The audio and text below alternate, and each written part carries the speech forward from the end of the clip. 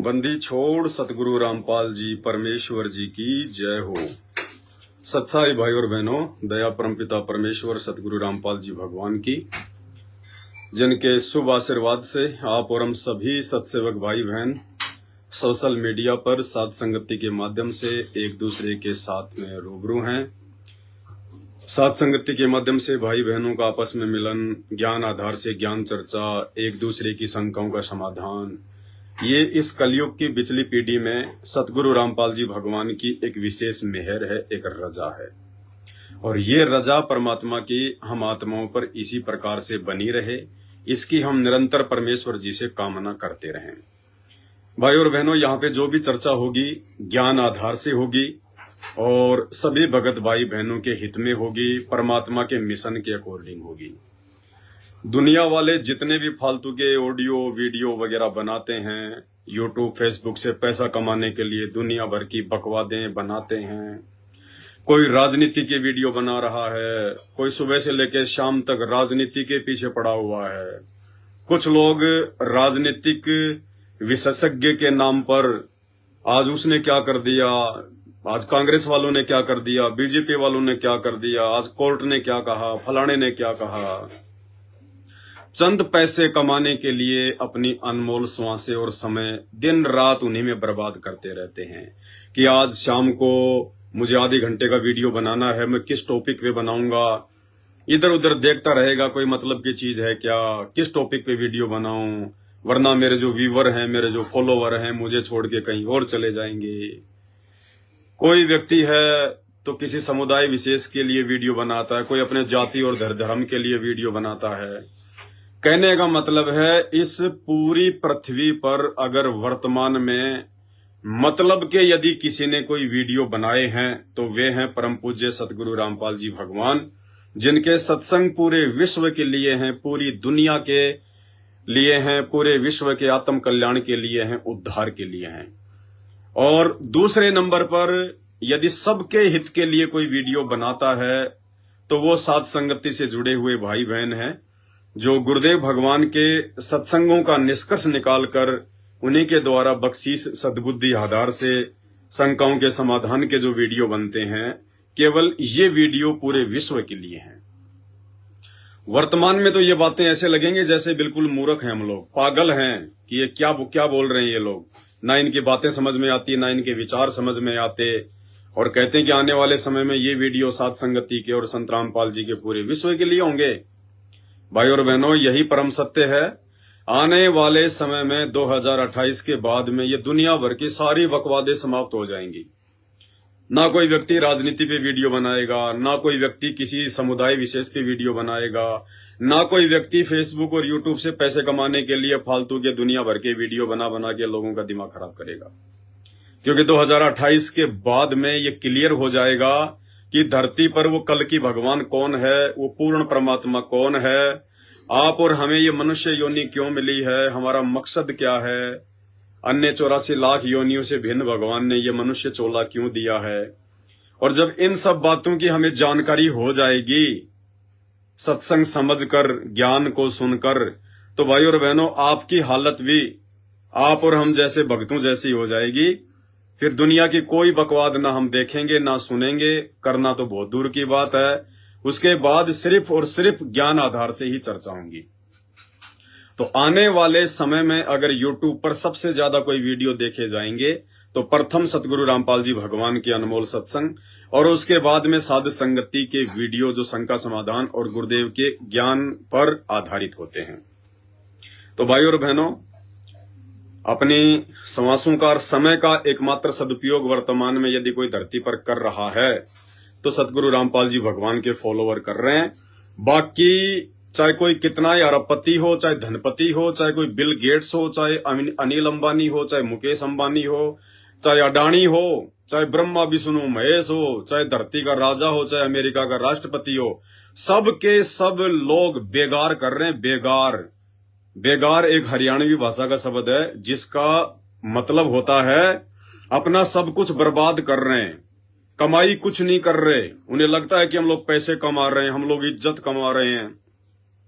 कुछ नहीं कमा रहे। ये इज्जत और पैसे बड़ों बड़ों की यहीं पे धरी के धरी रह गई। आज वो गधे कुत्ते बन के घूम रहे हैं, नंगे घूम रहे हैं। आज उनको कोई जींस पहनाने वाला नहीं है, उनको कोई कुर्ता पजामा लाके देने वाला नहीं है।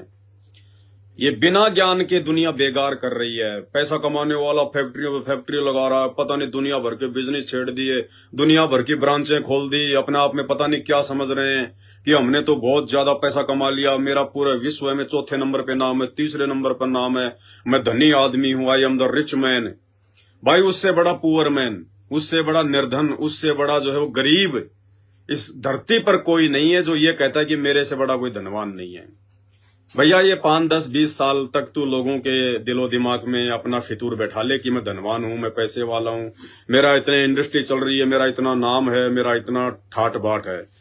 भैया मरना है, अमर होने का पट्टा लिखवा के तो ब्रह्मा विष्णु महेश भी नहीं लेके आए हैं। और वैसे इस जीवन का कोई भरोसा नहीं है, मरना हो तो 2 मिनट बाद मर जाए आदमी। पानी का बुलबुला है, कोई औकात नहीं है, कब एक्सीडेंट हो जाए, कब कोई बीमारी आ जाए। और बड़े बड़े लोगों को कब हार्ट अटैक आ जाता है, और कैंसर से तो वैसे भी उनकी मौत होती है, क्योंकि भक्ति वो करते नहीं, ये माया जोड़ने में लगे रहते हैं। और माया भाई आत्मा की संतुष्टि नहीं है, आत्मा की खुराक नहीं है माया।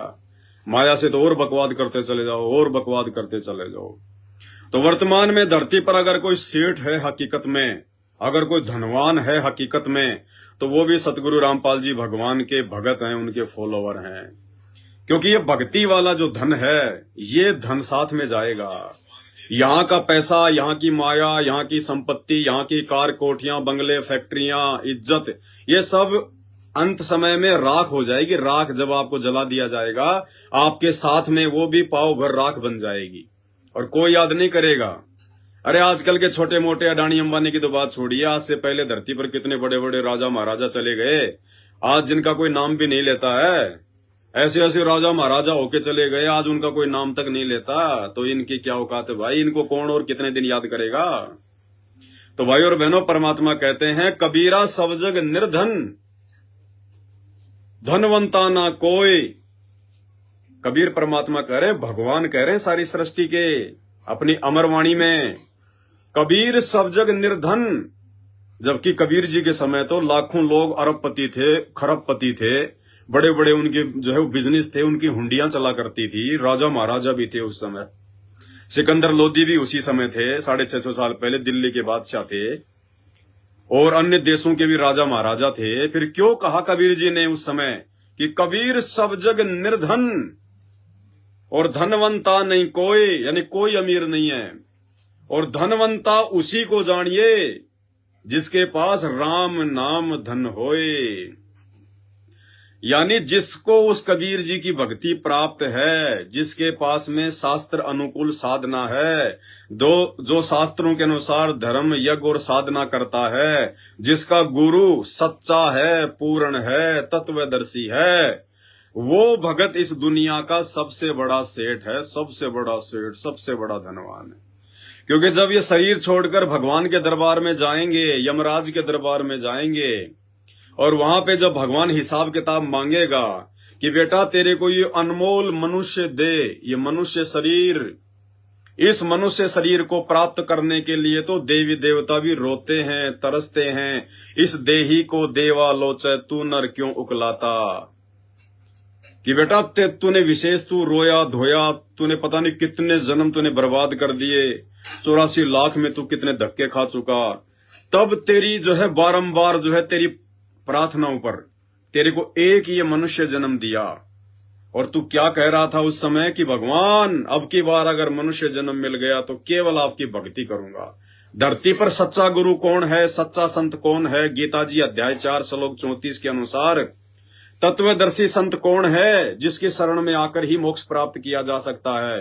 बाकी चाहे राम राम हरे राम, राधे राधे श्याम श्याम, जय राम हरे राम, कितने रट लो, गधाई बनना अंत में।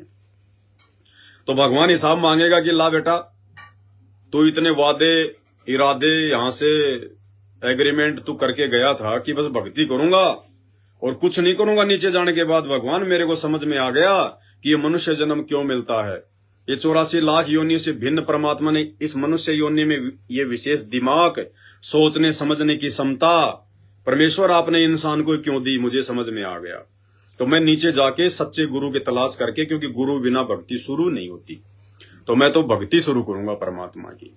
अब यहाँ आने के बाद में भाई साहब जैसे माँ के पेट से बाहर निकलता है, कुछ ध्यान रहता है उसको, क्योंकि वो आत्मा रूप में होता है, और जैसे ही माँ के पेट से बाहर निकलता है वो सब कुछ भूल जाता है, सब कुछ उसको भुला दिया जाता है माया के द्वारा। तू कौन था, कहां से आया है, पहले 84 लाख योनियों में था, गधा कुत्ता भी बना था, सब भूल जाता वो। माँ के पेट से बाहर आते ही बिल्कुल वो कोरा कागज बना दिया जाता है इस काल के द्वारा, शैतान के द्वारा।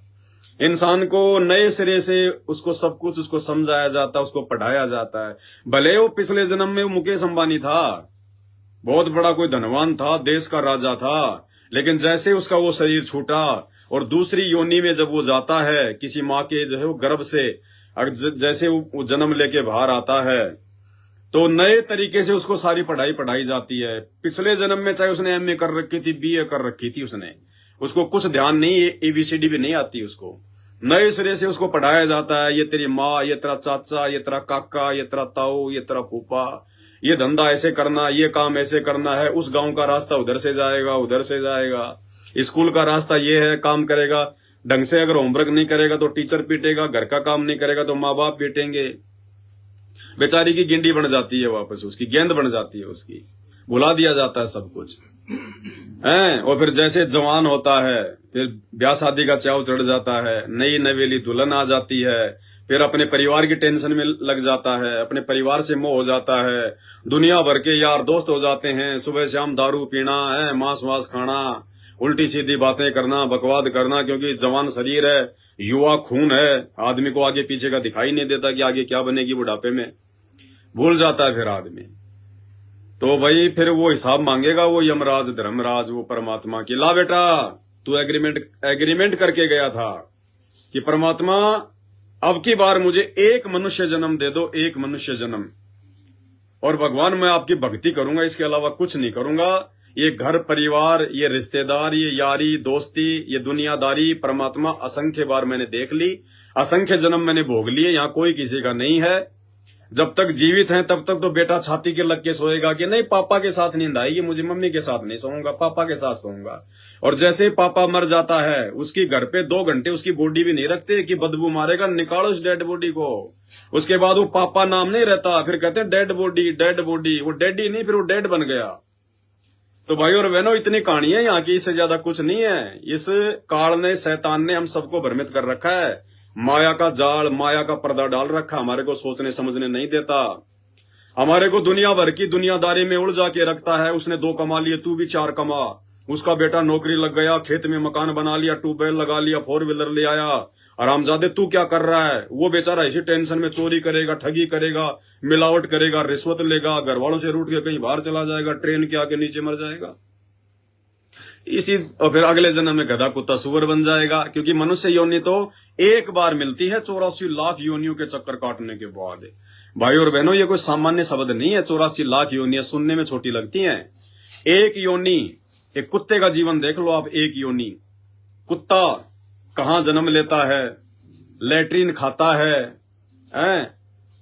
2 कुत्ते आपस में लड़ने झगड़ने लग गए, वो उसका यहां से जो है उसको जो है वो काट लेता है, काटने के कारण उसके जो कीड़े पड़ जाते हैं, कौन उसका इलाज करवाएगा? भुगत भुगत के मरेगा, एक्सीडेंट में टांग कट जाएगी, कोई गाड़ी का, कोई 4 व्हीलर का कोई पहिया उसके ऊपर जो है वो चढ़ जाएगा, शरीर में उसके जो है खुजली लग जाएगी, सारा दिन यूं खुजाता रहेगा, एक एक रोटी के टूक के लिए ना जाने कहां कहां जो है वो भटकेगा। रोटी मिल गई तो ठीक है, नहीं खेतों में जाके लैट्रिन खा के आएगा। गर्मी में देखो बेचारा कहां पे हांफता रहेगा, कौन उसको पानी पिलाएगा, कौन उसको खाना खिलाएगा। सर्दी में देखो कहां पे यूं गिंडली बन के जो है बैठा रहेगा, कब कौन अचानक से उसके पीछे से जो है उलट मार दे, फिर कांव कांव करता रहेगा, और अंत में किसी रोड पे किसी गाड़ी के टायर के नीचे आके दुर्गति से मर जाएगा।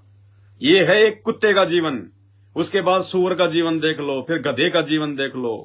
भाई और बहनों इस प्रकार से 84 लाख योनियों में असहनीय कष्ट भोगते भोगते, और आत्मा तो परमात्मा की है, वो शरीर हमें अलग अलग मिलते हैं, लेकिन आत्मा आत्मा आत्मा में तो चेतना होती है, वो रोता ही है, वो उन दुखों को देख के रोता है। आप और हम तो मकान में एसी लगा के या हीटर लगा के रजाई ओढ़ के सो जाते हैं, और रात में बाहर जो कुत्ता जो सर्दी में बाहर बैठा हुआ है, जो बेचारा ठंड में ठिठुर रहा है, वो फिर रात के 12-1 बजे वो क्या करेगा, रोएगा वो ऊपर मुंह करके। कुत्ता रोता है ना, अब रो कौन रहा है? वो शरीर नहीं रो रहा, वो शरीर के अंदर जो आत्मा है, जिसको भगवान ने बहुत मौके दिए मनुष्य शरीर देके कि बेटा भक्ति कर लेना, भक्ति कर लेना। अगर कोई भक्ति की बातें बतावे तो उन पे विचार करना, बिना सोचे समझे तो कमेंट्स में गाली वाली मत निकालना, उल्टा सीधा मत बोलना। सामने वाले को कोई मजा नहीं आता किसी को समझाने में। किसके पास इतना समय है जो लोगों को समझाएगा? और अगर कोई समझा रहा है बेटा तो उनकी बातों पे विचार करना, उसकी बातों को गहनता से सुनना। वो किसके सत्संग सुनने के लिए तुम्हें बोलेगा? उस महापुरुष के सत्संग सुनना है। फालतू में किसी के साथ में राग द्वेष ईर्ष्या मत करना। लेकिन नहीं, उस समय तो वो दादागिरी में रहता है। वो फिर जब बनता है वो कुत्ता, फिर रात को 12 बजे वो 3-4 प्रकार की आवाज निकाल के रोता है। फिर वो आत्मा रोती है। फिर वो आत्मा रोती है कि मैंने तो बहुत बड़ी गलती कर दी है भगवान, हे परमात्मा, आप जो कहते थे बिल्कुल सत्य बातें थी मालिक, लेकिन मैं तो मनुष्य योनि प्राप्त करके, और मैं तो यार दोस्तों की कुसंगति में पड़ के या राजनीति में पड़ के, समोसे कचौरी के चक्कर में दुनिया भर के राजनेताओं की रैलियों में घूमता रहता इधर उधर, और मर गया फिर कोई दिन। और अब ये गधा कुत्ता सुअर बन के अभी ऐसे नहीं कष्ट भोगने पड़ रहे हैं।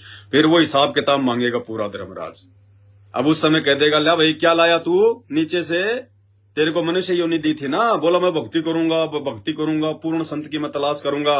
ला भाई तू कितनी की भक्ति लेके आया है? ये श्वासें तेरे को गिन के दी है बेटा, गिन के।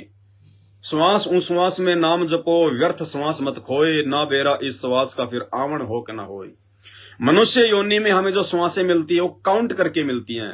किसी को 20 करोड़, किसी को 1 करोड़, तो किसी को 5 लाख, तो किसी को जो है 10 लाख, तो किसी को 5 ही मिलती हैं। यानी जब ये श्वासें समाप्त हो जाएंगी जो भगवान ने हमें दी हैं, उसी दिन हमारी मौत हो जाएगी। चाहे हम राष्ट्रपति के पद पे बैठे हैं, चाहे हम किसी ऑफिस में बैठे हैं, चाहे गाड़ी चलाते चलाते दौरा आ गया वहां मर गए, वो कोई लेना देना नहीं है उसको। जैसे मोबाइल का रिचार्ज आपने 100 रुपए का करवा लिया बात करने के लिए, और जैसे ही उसके 100 रुपए समाप्त हो गए, भले आप राष्ट्रपति से बात कर रहे हो, ऑटोमेटिक मोबाइल कटेगा। मोबाइल ये नहीं देखेगा कि ये तो देश के राष्ट्रपति से बात कर रहा है, 5-10 मिनट और बढ़ा दूं समय। नहीं, जितना रिचार्ज है वो उतनी बात करवाएगा। चाहे किसी भिखारी से बात करो, चाहे किसी राष्ट्रपति से बात करो। इसी प्रकार उस परमेश्वर ने हमें जो गिन के ये श्वासें दी हैं, ये उतनी ही चलेंगी जितनी दी गई हैं। भले आप इनसे चाहे बकवाद कर लो, चाहे भक्ति करके अपना आत्म कल्याण करवा लो। तो भाई और बहनों, दास की विनती है, दास की प्रार्थना है, हम संत रामपाल जी भगवान के जितने भी भगत हैं, हमारी बातें हो सकता है वर्तमान में आपको थोड़ी सी अटपटी लग रही हैं, क्योंकि आप लोग सांसारिक जीवन में ज्यादा जी रहे हो, भौतिक जीवन में ज्यादा जी रहे हो। अभी आपको किसी महापुरुष के सत्संग सुनने को नहीं मिले, ना आपके परिवार में कोई ऐसा व्यक्ति है जो आपको सत्संग की बातें बता सके। आपको आपके परिवार में, रिश्तेदारी में जो भी मिला वो यही मिला कि बेटा कमा ले, कमा ले, कमा ले, पढ़ ले, पढ़ ले, बड़ा अधिकारी बन जा, उसके बाद ले ले के रिश्वत, लोगों को ठग के, मिलावट करके, डरा के, धमका के मकान बना ले, ट्यूबवेल बना ले, 4 बीघा जमीन ले ले, शहर में मकान बना ले, और फिर जितने कुकर्म करके, लोगों को डरा के, धमका के, आत्मा दुखी करके, जितना तुमने पैसा कमाया, और ये सोच के कि मैं आराम से रहूंगा, मेरा बेटा आराम से रहेगा, शहर में मेरा 1 प्लाट है, 2 प्लाट मेरे खाली पड़े हैं, मुसीबत आई तो उनको बेच दूंगा। और जितने तूने कुकर्म किए थे भाई, वो सजा भी तो भोगनी पड़ेगी। मकान तो बना लिए, बैंक बैलेंस तो बना लिया, लेकिन वो सजा भोगने का समय आएगा जब कोई बाप दादा नहीं भोगेगा, पड़ोसी नहीं भोगेगा। और फिर हो गया कैंसर, फिर हो गई एड्स, फिर हो गया एक्सीडेंट, फिर हो गई कोई भयंकर बीमारी, कोई दमा की बीमारी, कोई सांस की बीमारी, कोई अंग भंग हो गया, आंख फूट गई और कुछ हो गया, फिर वो कर्म भी भोगने पड़ेंगे। वो कर्म तो जीते जी, और मरने के बाद में जितनी आत्माएं आपने दुखाई हैं, वो फिर धर्मराज के दरबार में उनका अकाउंट अलग है। नरक भोगना पड़ेगा और फिर 84 लाख योनियों में जाना पड़ेगा। तो भाई और बहनों, ये बहुत आगे की बातें हैं। ये बातें हमें भी बहुत समय लगा है समझने में। सतगुरु रामपाल जी भगवान के सानिध्य में आकर, उनकी शरण में आकर, 1 साल, 2 साल, 3 साल, 4 साल हमने सत्संगों को सुना। दिन में 2-2 घंटे, 3-3 घंटे, रात को सोते समय खाना खा लिया, बाहर घूमने के बजाय, या घूम रहे हैं तो मोबाइल में अपना ईयरफोन लगा लो, गुरु जी का सत्संग लगा लो।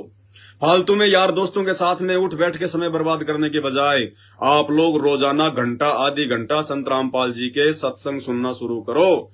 खाना खाते ही बेड पे जाती नींद नहीं आ जाती है, 1 घंटे तो आदमी फालतू मोबाइल में बकवादे देखेगा, दुनिया भर की राजनीति देखेगा।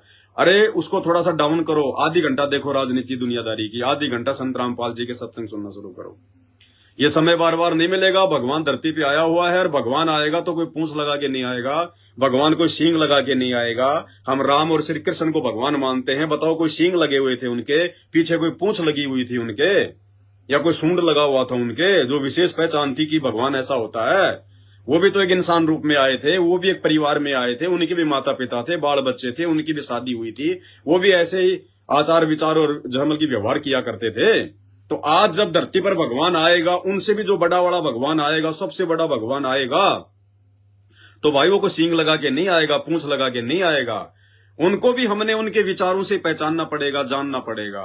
आज धरती पर जितने भी इंसान हैं, चाहे कोई राम की पूजा करो, चाहे कृष्ण की करो, चाहे कोई अल्लाह की पूजा करो, ना मुसलमान वर्तमान में धरती पर जितने भी मुसलमान हैं, ना कोई मुसलमान उस अल्लाह से मिल के आया, ना वर्तमान का मुसलमान हजरत मोहम्मद से जो है वो मिलकर आया, ना वर्तमान का हिंदू राम से मिल के आया, ना श्री कृष्ण से मिल के आया है, और ना भाई कोई जन्नत में जाके आया मुसलमान की कि भाई कोई जन्नत भी है या नहीं है, और ना कोई हिंदू जो है वो स्वर्ग में जाके आया। फिर भी सबको पता है कि स्वर्ग है, मतलब स्वर्ग भी है। तो हमने ये जाना कैसे? एक दूसरे से सुन के, माँ बाप से सुन के, दादा परदादाओं से सुन के। तो भाई इसी प्रकार इन सबसे बड़ा भी एक भगवान है। उस भगवान की पूजा ये राम कृष्ण ब्रह्मा विष्णु महेश 33 करोड़ देवी देवता पीर पैगंबर कुतुब ओलिया सुर नर मुनिजन ज्ञानी सब करते हैं। उस भगवान की जानकारी स्वयं वो भगवान धरती पर मानव रूप में प्रकट होकर, संत रामपाल जी के रूप में धरती पर प्रकट होकर स्वयं ही जानकारी दे रहा है। अब यदि वो स्वयं को ये कह दे कि मैं भगवान हूं, मैं रामपाल दास, मैं परमात्मा हूं, मैं सबका बाप हूं, मैं सबका भगवान हूं, तो भाई ये इंसानों में इतनी बुद्धि नहीं है कि वो उनको भगवान स्वीकार कर लें, क्योंकि इंसान मानेगा ही नहीं। उसने कभी देखा ही नहीं कि भगवान है, भगवान ऐसा भी होता है क्या, हमारे जैसा ही होता है क्या भगवान? हमारे को तो नकली धर्मगुरुओं ने एक ही जो है पट्टी पढ़ा रखी है। मुसलमानों के धर्मगुरुओं ने तो ये पढ़ा रखा कि भगवान बेजून होता है, बेचून होता है, दिखाई नहीं देता। हिंदुओं के धर्मगुरुओं ने एक ही पट्टी पढ़ा रखी है कि भगवान निराकार है, निराकार है, दिखाई नहीं देता। अरे जब मुसलमानों तुमने अल्लाह को देखा ही नहीं, और हिंदुओं जब तुमने भगवान को देखा ही नहीं, तो ये क्यों कह रहे हो कि भगवान है? जो चीज तुमने देखी ही नहीं, फिर तुम कैसे कह सकते हो कि भगवान है? लेकिन भगवान है, उसकी जानकारी हमारे धर्म ग्रंथ देते हैं, हमारे शास्त्र देते हैं। ये गीता जी, 4 वेद, 18 पुराण, 6 शास्त्र, मुसलमानों की 4 किताबें, तौरेत, जबूर, इंजिल, और ये कुरान मजीद, ये कुरान शरीफ, और दुनिया भर की ये मतलब हदीसें, ये क्यों बनाई? ये किसने बनाई? ये मनोरंजन के लिए नहीं बनाई। इनमें अल्लाह की जानकारी है, भगवान की जानकारी है वो एक ही। मुसलमान उसको अल्लाह कह देंगे, हिंदू उसको भगवान कह देंगे, अंग्रेजी में उसको गॉड कह देंगे। अब एक बात बताओ, आप अमेरिका में जाओगे, अब अमेरिका में कोई हिंदी जानता नहीं है, उन्होंने भगवान का नाम रख लिया गॉड। अब हिंदुस्तान में लोग अंग्रेजी नहीं जानते, उन्होंने भगवान का नाम रख लिया जो है मतलब जो है वो भगवान। मुसलमानों ने अपने उर्दू के हिसाब से रख लिया उसका नाम अल्लाह। अगर अमेरिका वाले भी अगर हिंदी जानते और दूसरे देशों वाले भी सभी लोग अगर हिंदी जानते, तो भगवान का नाम अल्लाह या गॉड या खुदा रखने की जरूरत नहीं पड़ती। सब हिंदी जानते तो सभी उसको परमात्मा कहते। या सभी लोग अगर उर्दू जानते पूरे विश्व में, तो कोई उसको परमात्मा नहीं कहता, उसको कोई भी जो है वो ईश्वर नहीं कहता, सब उसको अल्लाह के नाम से जानते। वो एक ही है, एक ही है वो। और कबीर परमात्मा ने अपनी वाणियों के माध्यम से हम सबका भ्रम निवारण किया है। कोई कहे मारो राम बड़ो है, हिंदू कहते हैं कि हमारा राम बड़ा है। कोई कहे खुदाई रे, मुसलमान कहता है हमारा खुदा बड़ा है। ईसा कहे ईसा मसीह बड़ा है, ये बांटा रहे लगाई रे। बांट लिया हमने आपस में अपने बाप को, वो हमारा बाप है सबका, चाहे उसको अल्लाह कह दो, चाहे भगवान कह दो। अरे अगर मुसलमानों का अगर अल्लाह अगर अलग है, तो मुसलमान भी फिर अलग ही होने चाहिए थे, उसके अल्लाह के जैसे होने चाहिए थे फिर मुसलमान। और हिंदुओं का भगवान अगर मुसलमानों के अल्लाह से अलग है, कोई हिंदू अगर ऐसा समझता है, तो फिर हिंदू धर्म में जितने भी स्त्री पुरुष जो मतलब मानव शरीर में जो जन्म लेते हैं, वो फिर मुसलमानों के जैसे नहीं होने चाहिए थे। अगर मुसलमान का नाक आगे है, तो हिंदू का फिर पीछे होना चाहिए था, क्योंकि उनका भगवान अलग है, वो अपनों को अपने हिसाब से बनाएगा। अरे जैसे एक तो मतलब टाटा कंपनी है और एक है मतलब महिंद्रा कंपनी। अब दोनों का मॉडल सेम नहीं होता। महिंद्रा ने अगर स्कॉर्पियो बना दी तो टाटा स्कॉर्पियो नहीं बनाएगा सेम टू सेम, टाटा फिर टाटा सफारी बनाएगा। तो इसी प्रकार अगर मुसलमानों का अल्लाह कोई अलग है तो मुसलमानों का नाक पीछे होना चाहिए था, मुसलमानों का मुंह जो है वो पेट में होना चाहिए था, और हिंदुओं का भगवान अलग है तो उसकी डिजाइन अलग होनी चाहिए थी हमारी। तो भाई और बहनों, ये हमारी खाली दिमाग की थोती कल्पनाएं हैं। हमारे धर्मगुरुओं को अपने अपने शास्त्रों का ज्ञान नहीं था बिल्कुल भी। मुसलमानों के धर्मगुरुओं को मुसलमानों की कुरान शरीफ का एबीसीडी भी नहीं पता, एबीसीडी भी। भले वो कितना भौंके, कितना माइक लगा लगा के चिल्लाएं, वो बंक मारें, रोजा करें, नमाज पढ़ें, लेकिन उनको कुरान शरीफ का, कुरान मजीद का, तौरेत, जबूर, इंजिल, हदीसों का ज्ञान नहीं है। अगर ज्ञान होता तो सूरत फुरकान 25 आयत नंबर 52 से 58 में साफ साफ लिखा हुआ है, कुरान का ज्ञान देने वाला अल्लाह कह रहा कि ए हजरत मोहम्मद, अगर तुझे उस पूर्ण अल्लाह की जानकारी चाहिए जिसने 6 दिन में सृष्टि रची और 7वें दिन वो तकत पे जा बिराजा, अगर उस अल्लाह की तुझे जानकारी चाहिए तो किसी बाखबर से जाकर पूछ। यानी कुरान का ज्ञान देने वाला अल्लाह ऊपर हाथ खड़े कर रहा है कि मुझे नहीं पता, जिसने 6 दिन में सृष्टि रची और 7वें दिन वो तकत पे जा बैठा, जो पूरी कायनात का मालिक है, वो कौन है। अगर तुझे उसकी जानकारी चाहिए कि अल्लाह कौन है तो सूरत फुरकान 25 आयत नंबर 52 से 58 में उसने स्पष्ट कह दिया कि किसी बाखबर से जा पूछ, इल्म वाले से जा पूछ। अब बाखबर मुसलमान धर्म में उसको कहते हैं जो तत्वदर्शी संत होता है, जो सारे शास्त्रों को जानता है, पूरे अध्यात्म को जानता है। और गीता जी अध्याय 4 श्लोक नंबर 34 में गीता का ज्ञान देने वाला वही अल्लाह, वही शैतान, वही काल, इसने भ्रमित कर रखा, बांट रखा इसने अलग अलग। मुसलमानों की कुरान का ज्ञान भी उसी शैतान ने दिया है, हिंदुओं की गीता का ज्ञान भी उसी काल ने बोला है, श्री कृष्ण के अंदर जो है वो प्रवेश करके। और गीता अध्याय 4 श्लोक नंबर 34 में कह रहा है कि अर्जुन, अगर तुझे पूर्ण मोक्ष की प्राप्ति चाहिए, अगर तुझे जन्नत में जाना है, वो सनातन, वो परम धाम, गीता अध्याय 18 श्लोक नंबर 62 में कह रहा है कि वो शाश्वत स्थान, वो परम धाम जहां जाने के बाद जीव की कभी मृत्यु नहीं होती, जीव कभी भी जीवन चक्र में नहीं आता, जन्म मरण में नहीं आता, गधा कुत्ता सुअर नहीं बनता। अगर तुझे उस परम धाम की जानकारी चाहिए तो गीता जी अध्याय 4 श्लोक नंबर 34 में कह रहा है वो गीता का ज्ञान देने वाला शैतान अर्जुन को श्री कृष्ण जी की बॉडी के अंदर भूत की तरह प्रवेश करके गीता अध्याय 4 श्लोक 34 में कि उसकी जानकारी के लिए जो जन्म और मरण को सदा सदा के लिए मिटा दे, जो सदा सदा के लिए तुझे वो सतलोक में भेज दे, वो परम धाम में भेज दे। परम धाम यानी तेरे स्वर्ग महास्वर्ग से ऊपर का जो धाम है, जो परम सबसे बड़ा धाम, सबसे ऊपर का धाम, कहते हैं उसकी जानकारी किसी तत्वदर्शी संत के पास जाकर पूछ, उसको दंडवत प्रणाम कर, उसको प्रसन्न कर और प्यार प्रेम से छल कपट को त्याग कर, फिर उससे प्रेम पूर्वक सवाल कर, फिर वो तत्वदर्शी संत तुझे जो तत्व ज्ञान का उपदेश देगा। तो भाई और बहनों, मुसलमानों का अल्लाह कुरान शरीफ में जिस बाखबर की ओर संकेत कर रहा है कि उस बाखबर से मिले बिना, उस बाखबर के अनुसार भक्ति किए बिना इस धरती के मुसलमान लाखों करोड़ों अरबों जन्म भी जन्नत में नहीं जा सकते। भूत प्रेत बनेंगे जैसे उनके बाबा आदम, बाबा हजरत ईसा मसीह और ये आपके हजरत मोहम्मद भूत बने फिर रहे, भूत बने हुए। जीवनी हजरत मोहम्मद में साफ साफ लिखा हुआ, पढ़ लेना, ये पुस्तक है मुसलमान समाज की, हजरत मोहम्मद की बायोग्राफी, जीवनी हजरत मोहम्मद, उसमें साफ साफ लिखा हुआ है जब वो जिब्राइल नाम का फरिश्ता हजरत मोहम्मद का गला दबाकर उसको ऊपर ले गया था, तो वहां उसने देखा बाबा आदम बैठा हुआ है, हजरत ईसा बैठा हुआ है, हजरत मूसा बैठा हुआ है, वहीं बैठे हैं सारे, पितृलोक में बैठे, भूत बने हुए हैं सारे, क्योंकि भक्ति साधना किसी की भी सही नहीं थी।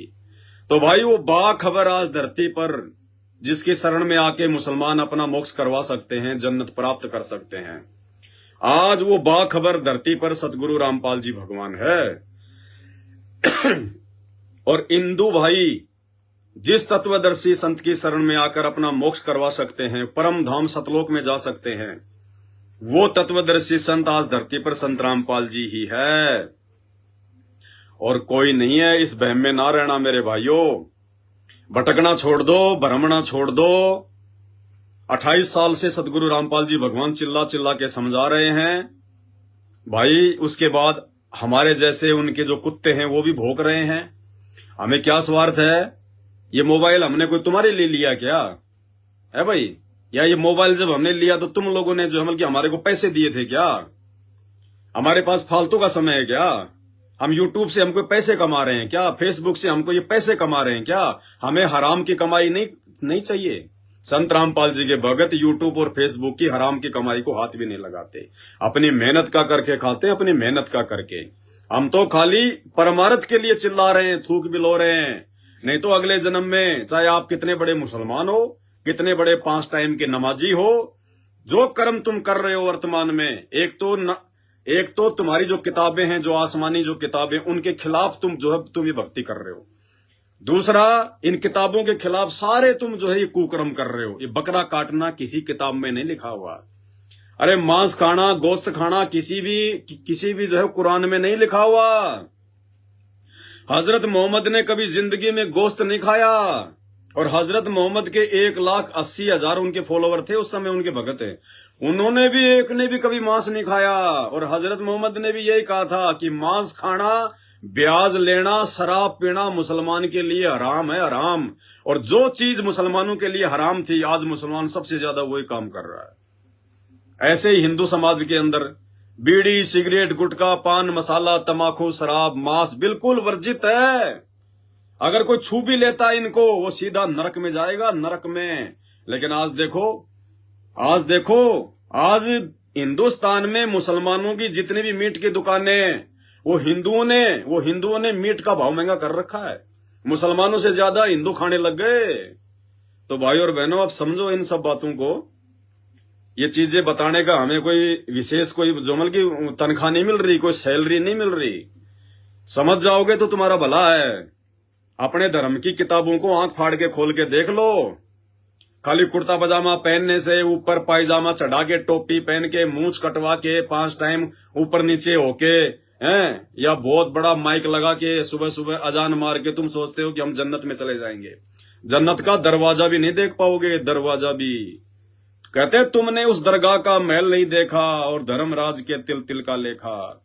जो कुकर्म आप लोग दिन में तो करते हो रोजा, और रात को काटते हो बकरे मुर्गे। अरे वाह, तुमसे परमात्मा प्रसन्न होगा, अल्लाह तुम्हें आशीष देगा।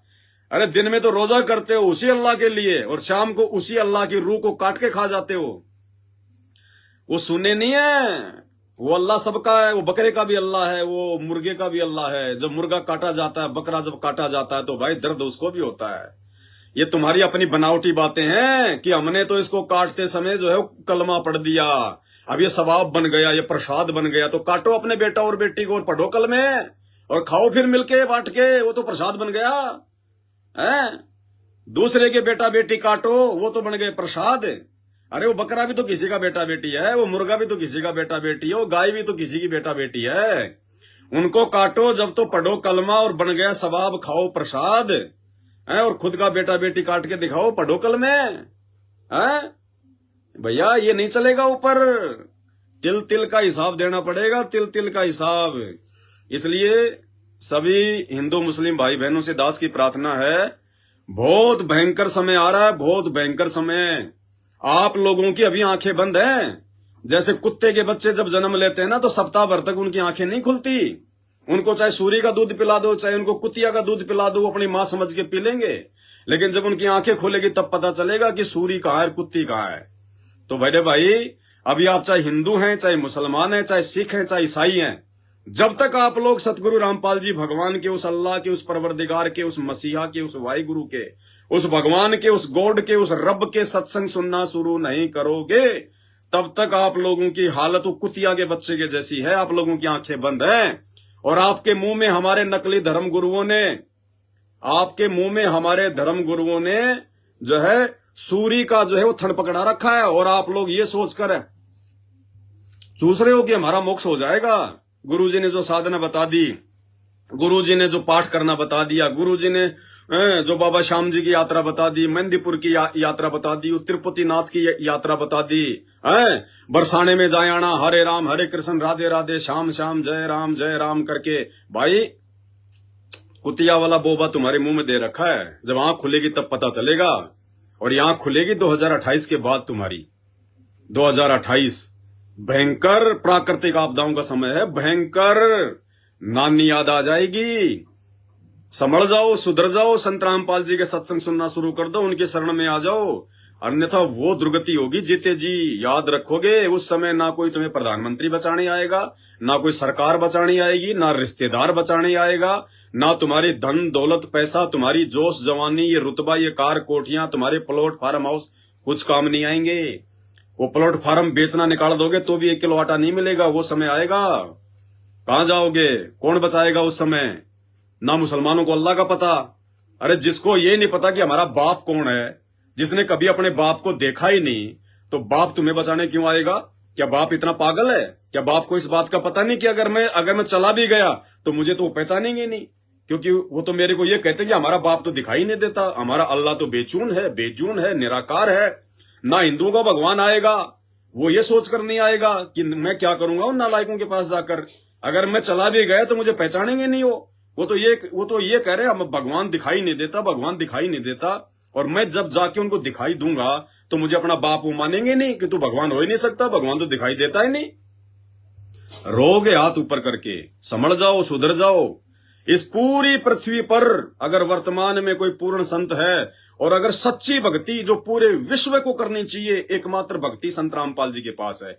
बाकी चाहे चारों धाम में फिर लो, 68 तीर्थ कर लो, मक्का मदीना की यात्रा कर लो, चाहे हद कर लो, चाहे मक्का में जाके अपनी गर्दन काट के चढ़ा दो, चाहे बरसाना जाओ, चाहे मथुरा जाओ, चाहे तुम अयोध्या जाओ, चाहे तुम नीलकंठ, काशी, हरिद्वार, बद्रीनाथ, केदारनाथ, कहीं भी जाओ, दुर्गति है, दुर्गति। बचाने वाला धरती पर कोई नहीं होगा।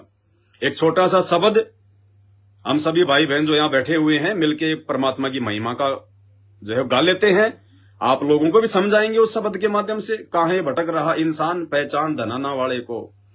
वो सारी सृष्टि का मालिक है, वो मुसलमानों का बाखबर, वो मुसलमानों का अंतिम पैगंबर, वो हिंदुओं का भगवान, वो गॉड, वो राम, वो रब, वो अल्लाह। भारतवर्ष की पावन भूमि हरियाणा के गांव धनाना में 8 सितंबर 1951 को संत रामपाल जी के रूप में प्रकट हो चुका है। अब भगवान आएगा तो सींग लगा के नहीं आएगा, फुदक के नहीं बताएगा कि I am God, I am God, I am Allah, I am Allah. अपना ज्ञान देगा, उसके ज्ञान से ही पहचान होगी कि हाँ ये भगवान है या क्या है। और उसकी शरण में आके देखो, फिर उसकी शरण में आके देखो, लाभ उठा के देखो, फायदा उठा के देखो। जो लोग हॉस्पिटलों में, जो लोग बल्कि सड़ रहे हैं, कैंसर के रोगी दुखी हो रहे हैं, सड़ रहे हैं, अरे एक बार संत रामपाल जी के सत्संग सुनो अपने मोबाइल में, जिसमें सारा दिन तुम रिश्तेदारों से बात करते हो, हाय मर गया, इतने पैसे बर्बाद हो गए, हाय कोई फायदा को नहीं। अरे कुछ नहीं, फ्री का इलाज, मुफ्त का इलाज, कैंसर क्या का, चाहे कैंसर का चाहे परदादा क्यों ना हो। अरे संत रामपाल जी के सत्संग सुनो और उनकी शरण में आ जाओ। कैंसर क्या, कैंसर का बाप भी रफ्फू चक्कर हो जाएगा। रफ्फू चक्कर उसको कहते हैं अल्लाह, उसको कहते हैं भगवान। अगर आज से पहले धरती पर अगर भगवान होता और दुनिया अगर उसी की अगर भक्ति कर रही होती, मुसलमानों के अनुसार अगर उनका बेचून अल्लाह ही भगवान है, हिंदुओं के अनुसार अगर उनका राम और श्री कृष्ण ही भगवान है, तो भाई साहब ये दुनिया भर के हॉस्पिटल खोलने की जरूरत नहीं पड़ती। दुनिया भर के हिंदू, दुनिया भर के मुसलमान हॉस्पिटलों में सड़ रहे हैं। क्यों? भक्ति तो सभी कर रहे हैं। हर हिंदू के घर में भक्ति हो रही है, हर मुसलमान के घर में जो है इबादत हो रही है, फिर क्यों हॉस्पिटलों में जा जाके सड़ रहे हो? अरे फिर भक्ति कौन से दिन काम आएगी? अगर भक्ति करते करते भी आदमी को अगर बीमार होना पड़ेगा, भयंकर बीमारी से तड़पना पड़ेगा, एक्सीडेंट में उसकी मौत हो रही है, उसका अंग भंग हो रहा है, घर में यदि उसके निर्धनता आ रही है, आंखों के सामने बेटा बेटी मर रहे हैं, काम धंधे फैल हो रहे हैं, तो वो अल्लाह नकली है जिसकी तुम पूजा कर रहे हो, वो भगवान नकली है जिसकी तुम पूजा कर रहे हो, वो असल में भगवान नहीं है। अगर भगवान की शरण में आने के बाद क्या सुख होता है अगर देखना है तो भाई संत रामपाल जी के भक्तों से मिलकर देख लो एक बार। तुम्हारे आसपास होंगे, ऐसी बात नहीं है, अब तो गली गली में फैल गए परमात्मा के बच्चे। एक बार मिलकर देख लो उनसे, जो सही भक्ति कर रहा होगा, संत रामपाल जी के जो बताए अनुसार भक्ति कर रहा होगा, उनके नियम और मर्यादाओं में रह के जो भक्ति कर रहा होगा, देखो नियम तोड़ के तो चाहे संत रामपाल जी की गोद में जाके बैठ जाओ, वहां से भी शैतान चोटी पकड़ के लेके जाएगा। उसके साथ भी वही होगा जो आम व्यक्ति के साथ में हो रहा है, एक्सीडेंट वगैरह, बीमारी वगैरह। लेकिन भैया भगवान आएगा तो अपनी कुछ मर्यादा बताएगा, कुछ अपने नियम बताएगा। जिस प्रकार हॉस्पिटल में जाते हैं, भयंकर रोग होता है, डॉक्टर से मिलते हैं, डॉक्टर इलाज करता है, उसके बाद डॉक्टर हमारे को कुछ नियम बताता है, वो परहेज बताता है। परहेज निभाएगा उसी को लाभ मिलेगा, नहीं तो बाकी रोगियों की तरह चिल्लाएगा, रोएगा। तो ये स्थिति आध्यात्मिक मार्ग की है भाई। आप और हमें जन्म और मरण का रोग लगा हुआ है, 84 लाख योनियों में सैन्य कष्ट भोगने का रोग लगा हुआ है। संत रामपाल जी आध्यात्मिकता के डॉक्टर हैं, सबसे बड़े डॉक्टर हैं, सबसे बड़े सर्जन हैं, इनसे बड़ा कोई नहीं है पूरी सृष्टि में।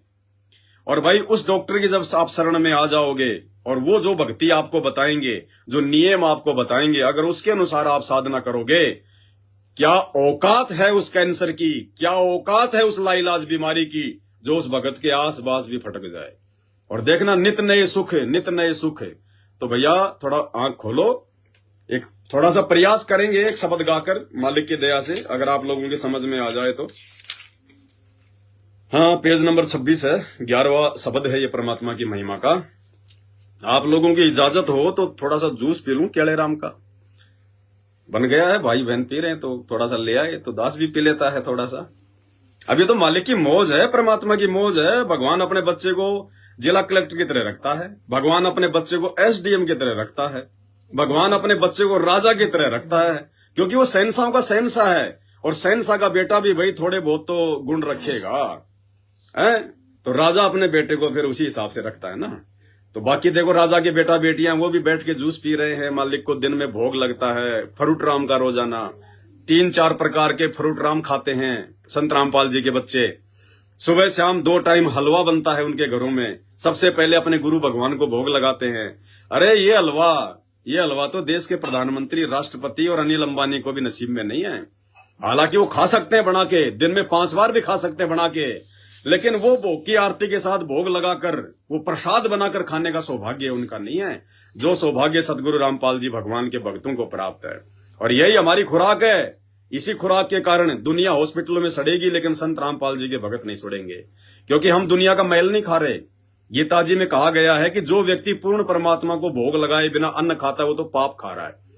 अब इस धरती पर केवल संत रामपाल जी के भगत हैं, और संत रामपाल जी के भी भगत वो जो केवल साध संगति से जुड़े हुए हैं, केवल वो ही भोग लगाते हैं अपने गुरुदेव भगवान को। बाकी पूरी दुनिया और संत रामपाल जी के 90% भगत जो साध संगति से नहीं जुड़े हुए हैं, वो अभी तक पाप का अन्न खा रहे हैं, पाप का अन्न। जो व्यक्ति संत रामपाल जी को विधिवत भोग की आरती के साथ भोग लगा के अन्न पानी जल ग्रहण नहीं करता, वो तो गंध खा रहा है, मैल खा रहा है, पाप खा रहा है, एक तरीके से मांस खा रहा है, मांस। वो पानी नहीं पी रहा, वो शराब पी रहा है, वो भोजन नहीं खा रहा, वो मांस खा रहा है, वो गंध खा रहा है। ये भगवान का विधान है।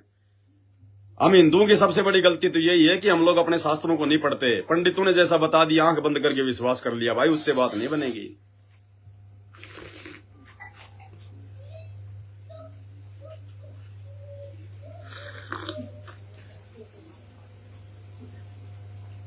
तो इस शब्द में परमात्मा के दया से जगत वाले भाई बहनों को बहुत कुछ समझ में आएगा। देखो विचार करना, राग द्वेष मत रखो। मैं पवनदास आपका दुश्मन नहीं, आप मेरे कोई दुश्मन नहीं, मैंने आपकी कोई जमीन नहीं हड़प रखी, आपने मेरा कोई बिजनेस नहीं हड़प रखा। भाई हम समझ आ रहे हैं, समझने का प्रयास करना चाहिए इंसान को। इंसान उसी को कहते हैं जो दूसरे की बात को सुने, और जो वो बात बोल रहा है अगर वो बात शास्त्रों के अनुसार सही नहीं है तो ठीक है, उसकी बात को सुनना जो है बंद कर दो। लेकिन विचार करना चाहिए, शास्त्रों को खोल के देखना चाहिए। खुद ने अगर शास्त्र नहीं पढ़ने आते हैं और आपके धर्मगुरुओं को यदि ज्ञान नहीं है शास्त्रों का, तो भाई फिर संत रामपाल जी उंगली रख रख के गीता, कुरान, पुराण, बाइबल सब कुछ पढ़ा रहे हैं। अरे कुछ दिन सत्संग तो सुनो उनके। अरे ऐसी भी क्या नफरत है मेरे भाई, बाद में मौका नहीं मिलेगा। जब 84 लाख योनियों में गधे कुत्ते सुअर बनेंगे ना, उस समय कोई नहीं समझाएगा हमारे को ये सत्संग, और ना हम समझने के लायक रहेंगे कि सत्संग होते क्या है। उस समय तो फिर 2.5 मन का बोरा कमर पर कुम्हार मारेगा लठ, सारा दिन इधर उधर, या बैल बन गए तो किसान सारा दिन खेत में हल जोतेगा हमारे से। ध्यान रख लेना फिर इन बातों का। फिर ये मौज मस्ती नहीं मिलेगी, ये लाखों के मोबाइल हाथ में लेके नहीं घूम पाओगे। मन में आए जब चाय पी ली, मन में आए तब जूस पी लिया, 56 प्रकार के भोग खा लिए, यार दोस्तों की शादी पार्टी में मनोरंजन कर लिया, फिर वो मौका नहीं मिलेगा। फिर तो अगर नहीं चलोगे हल में तो लकड़ी की मारेगा और पूंछ में रड़ेगा, और फिर चलोगे कान खड़े करके टक टक टक टक, 2 मिनट में पूरा खेत साफ कर दोगे। फिर वो भोगना पड़ेगा फिर मेरे भाई। तो ये मनुष्य जन्म बड़ी अनमोल वस्तु है। फटाफट जूस पी लेते हैं, फिर एक शब्द गाएंगे।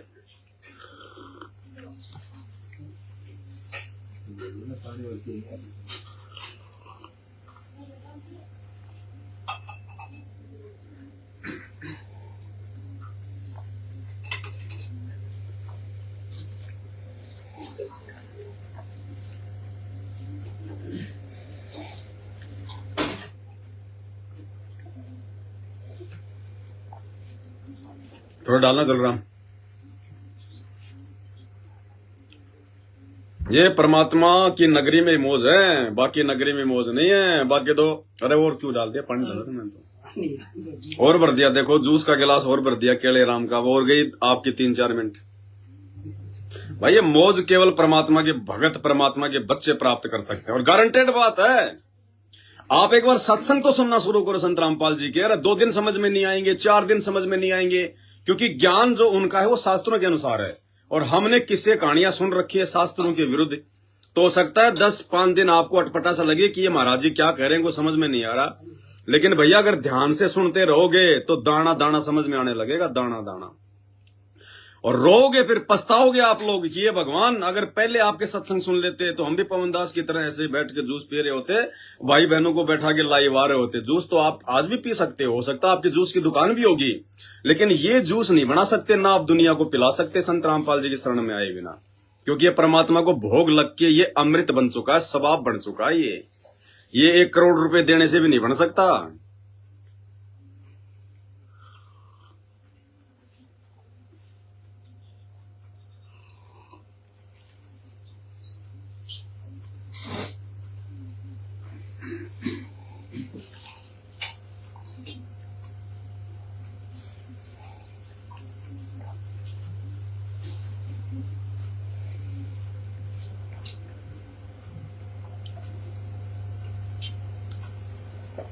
बस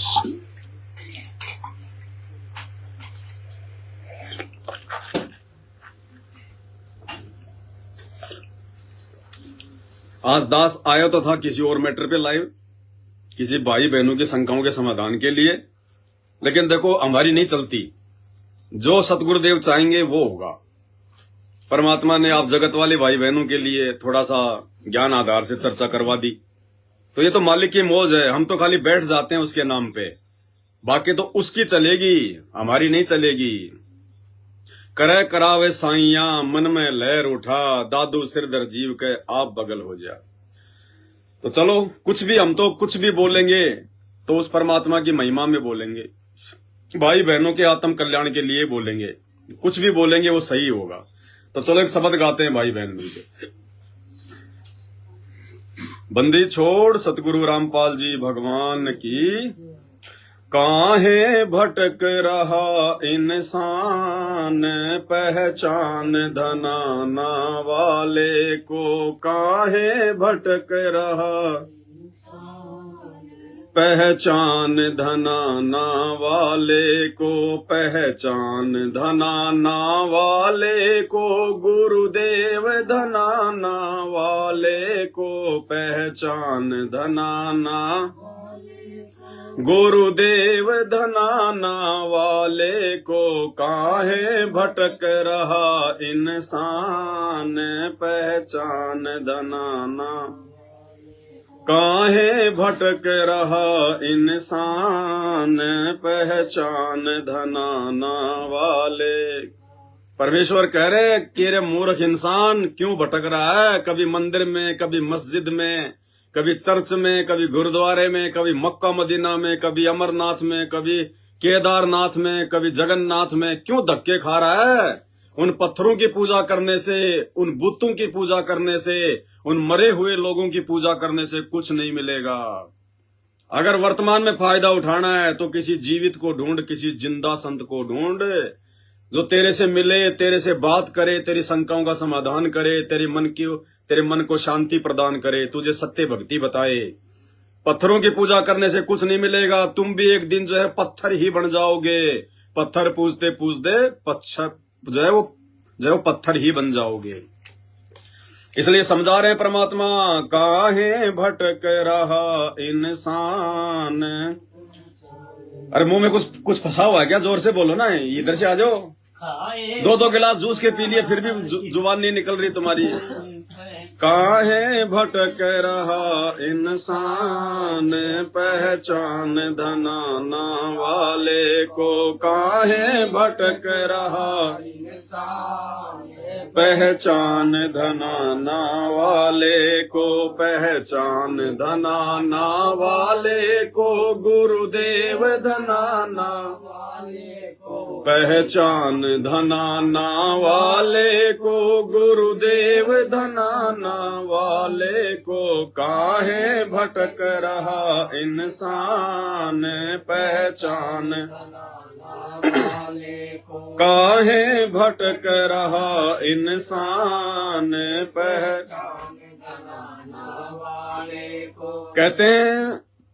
कहते हैं सकल पदार्थ है जगमाही, और कर्महीन नर पावत नाही।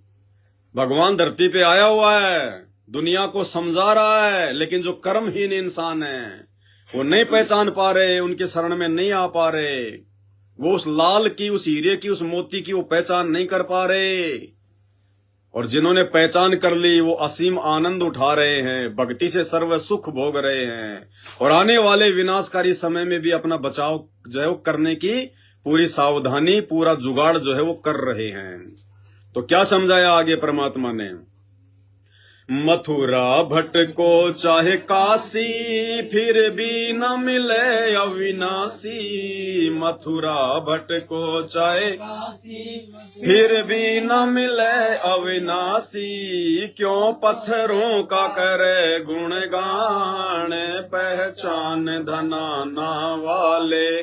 क्यों पत्थरों का करे गुणगान, पहचान धनाना वाले को। काहे भटक रहा इंसान, पहचान धनाना वाले। पहचान धनाना वाले को, गुरुदेव धनाना वाले को। पहचान धनाना गुरुदेव धनाना वाले को। काहे भटक रहा इंसान, पहचान धनाना।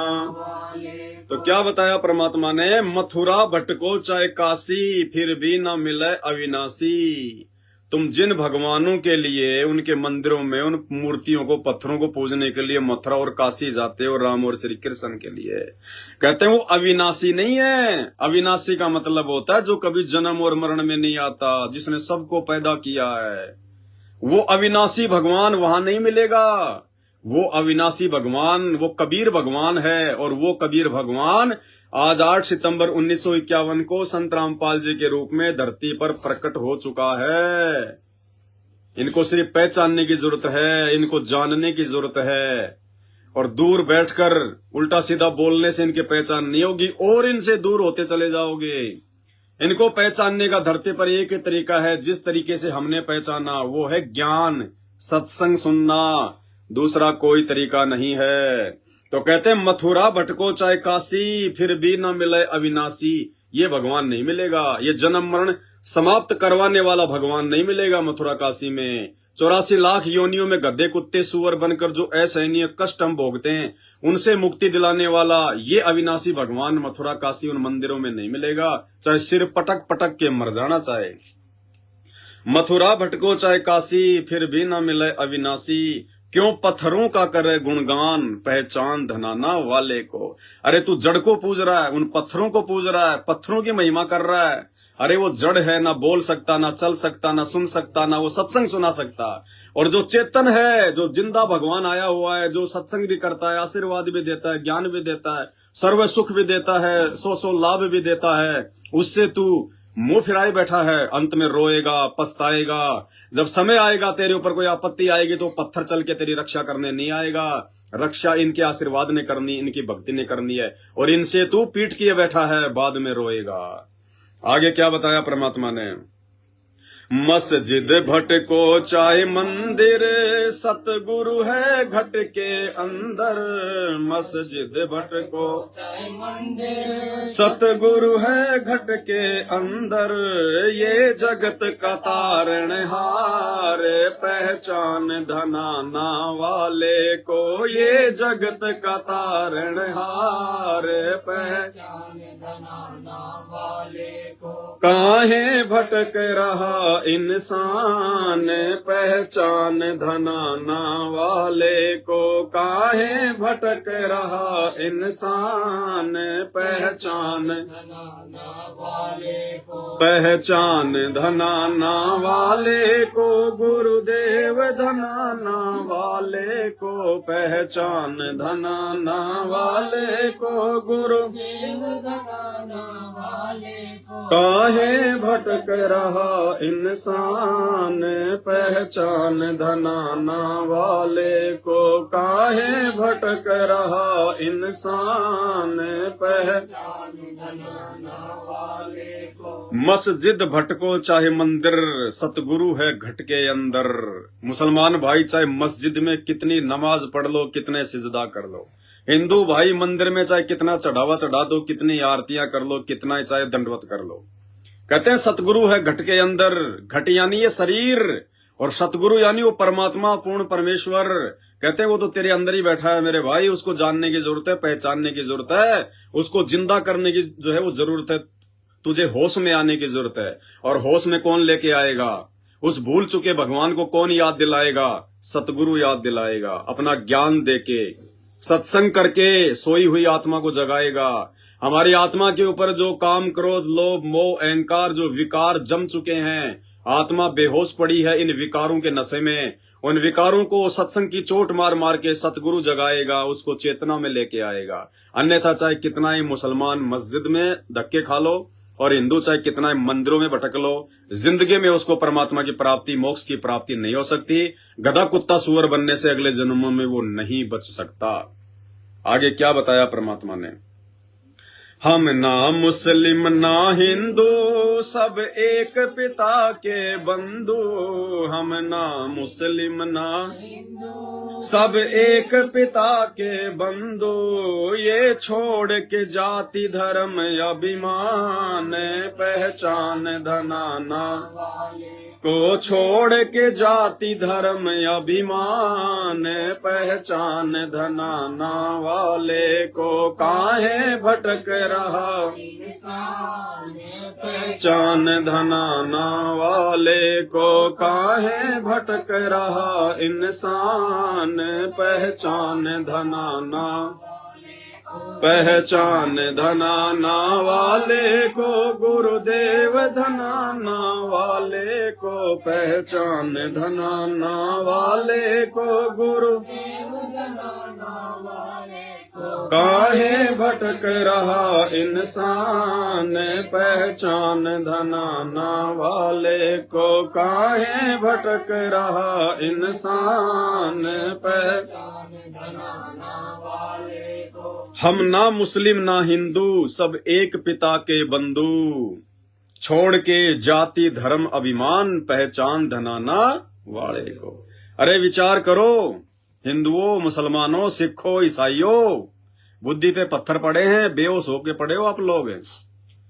अरे आज से 5,500 वर्ष पहले जब महाभारत हुआ था, जिस समय द्वापर युग था, आज से 5,500 वर्ष पहले, अरे उस समय कहां थे मुसलमान? एक भी मुसलमान का नाम बताओ, बताओ कहां थे उस समय सिख? एक भी कोई सिंह का नाम बताओ। कहां थे उस समय ये ईसाई? एक का भी नाम बताओ। हम सब लोग एक ही परमात्मा के बच्चे हैं। हम सब हिंदू, मुस्लिम, सिख, ईसाइयों का एक ही धर्म है, मानव धर्म, जिसको सनातन धर्म भी कहते हैं। लेकिन सनातन की परिभाषा का ना हिंदुओं को पता, ना मुसलमानों को पता, ना ईसाइयों को पता, ना सिखों का पता। बस झूठा दम भरते हैं, हम सनातनी, हम सनातनी। अरे इस पृथ्वी पर जितने भी इंसान हैं वो सारे सनातनी हैं। वो इंसान है, इसका मतलब उनकी पीढ़ियां थी, उनके दादा परदादा उनकी पीढ़ियां थी, तभी तो आज उसका जन्म होता हुआ आ रहा है। तो सभी सनातनी है भाई। और जो ये कहते हैं कि हम सनातनी है, जैसे हिंदू कहते हैं कि हम सनातनी है, तो तेरे कौन सा सनातनी का ठप्पा लग रहा है? दिखा दे जरा। कोई पीठ पे थप्पा लग रहा है क्या? सर में को टाके लग रहे तो खोल के बता दे मेरे भाई कि उसमें कोई सनातन की उसमें कोई मोहर छिपी हो तेरी। किसी को नहीं पता। द्वापर युग में कोई धर्म नहीं था। अगर था तो कोई माई का लाल मुझे, श्री कृष्ण जी की सबसे बड़ी सेना थी उस समय, नारायणी सेना। 56 करोड़ तो उसमें यादव थे, और बाकी तो लोगों की गिनती नहीं। यानी पूरे विश्व में द्वापर युग में श्री कृष्ण जी की, द्वारिकाधीश की सबसे बड़ी सेना थी नारायणी सेना। अगर उस समय कोई सिख थे, अगर सिख धर्म था, तो कोई एक ऐसा व्यक्ति उसकी अरबों खरबों की सेना में से एक व्यक्ति का नाम बता दो जिसके आगे जो कि सिंह लगता था। बता दो, जोगिंदर सिंह, फलाना सिंह, महेंद्र सिंह, राम सिंह, एक भी व्यक्ति बता दो जिसके नाम के आगे सिंह लगता था। हम मान जाएंगे कि द्वापर युग में सिख धर्म था। अगर द्वापर युग में मुसलमान धर्म था, तो श्री कृष्ण जी की सेना में एक भी व्यक्ति बता दो जिसके नाम के आगे खान लगता था, मोहम्मद लगता था, अशरफ लगता था, या कोई अब्दुल्ला लगता था। एक भी व्यक्ति बता दो। द्वापर युग में बता दो। श्री कृष्ण जी की सेना तो छोड़ो, पूरे द्वापर युग का इतिहास ये पुराण आपके पास में रखे हैं। किसी भी पुराण में एक भी व्यक्ति का नाम बता दो जो वर्तमान में मुसलमानों के जो नाम होते हैं उस प्रकार का कोई नाम हो, बता दो। या एक भी व्यक्ति कोई ऐसा बता दो जिसके नाम के आगे कोई सिंह लगता हो। या ये जो ईसाई भाई अपने नाम के आगे लगाते हैं, जॉर्ज फर्नांडिस, फलाना डिस, फलाना एंटीना, तो एक भी व्यक्ति बता दो जिसके नाम के आगे डिस या एंटीना लगता हो। मेरे भाई सीधे साधे नाम थे, ना कोई सिंह लगता था, ना कोई जो है, ना कोई खान लगता था, हैं? ना कोई शर्मा लगता था, ना कोई और ना कुछ जो है मतलब और कुछ लगता था। सीधे सीधे नाम थे। आप ये देखो, जो महापुरुष आज से पहले हुए हैं, जिनके हम लोग महाभारत में नाम सुनते हैं, रामायण में नाम सुनते हैं, उनके सीधे सीधे नाम हुआ करते थे। क्या नाम हुआ करते थे? आप रामायण को देखो, आप रामायण को देखिएगा। रामायण में क्या क्या पात्र हैं? अंगद। क्या नाम है? अंगद। अंगद के नाम के आगे कभी सिंह लगता था? अंगद सिंह कभी आपने सुना है? अंगद खान लगता था। जामवंत, जामवंत के नाम के आगे उसकी कोई जाति, कोई धर्म, कोई नाम आपने सुना कभी? कितनी बार रामायण देखी आपने? जामवंत के नाम के आगे कोई सिंह लगता था, जामवंत सिंह, या फलाना चौधरी, फलाना ठाकुर साहब। जामवंत के आगे कोई नाम दिखाई दिया आपने? नहीं। हनुमान जी के नाम के आगे कोई लगा? हनुमान चौधरी, हनुमान जाट, हनुमान यादव, हनुमान सिंह, हनुमान सिंह तोमर, नहीं लगता था ना? या हनुमान खान, या हनुमान मोहम्मद, हनुमान अब्दुल्ला, नहीं लगता था ना? रावण का नाम देख लो, रावण के आगे लगा कभी? रावण खान, रावण यादव, रावण शर्मा, रावण, रावण चंद्र, रावण सिंह। या रावण के जो 1 लाख जो बेटा बेटी थे, इंद्रजीत, मेघनाथ, अक्षय कुमार, उसकी बहन जो थी मतलब सरपनखा, कोई जाति लगती थी उनके आगे? ऐसा कोई नाम कोई सुना आपने? श्री रामचंद्र जी के और भी भाई थे, उनके नाम के आगे सिंह लगता था, खान लगता था। राजा दशरथ के आगे लगता था, उसके दादा परदादाओं के नाम के आगे कभी आपने जो सुना क्या? अरे भाई ये सब बनावटी बातें हैं। आगे चल के हमारे समाज को, इंसानों को वर्ण व्यवस्था के आधार पर, यानी काम काज के आधार पर उनको 4 वर्णों में बांटा गया था। ब्राह्मण वर्ग, क्षत्रिय वर्ग, वैश्य वर्ग और ये शूद्र वर्ग।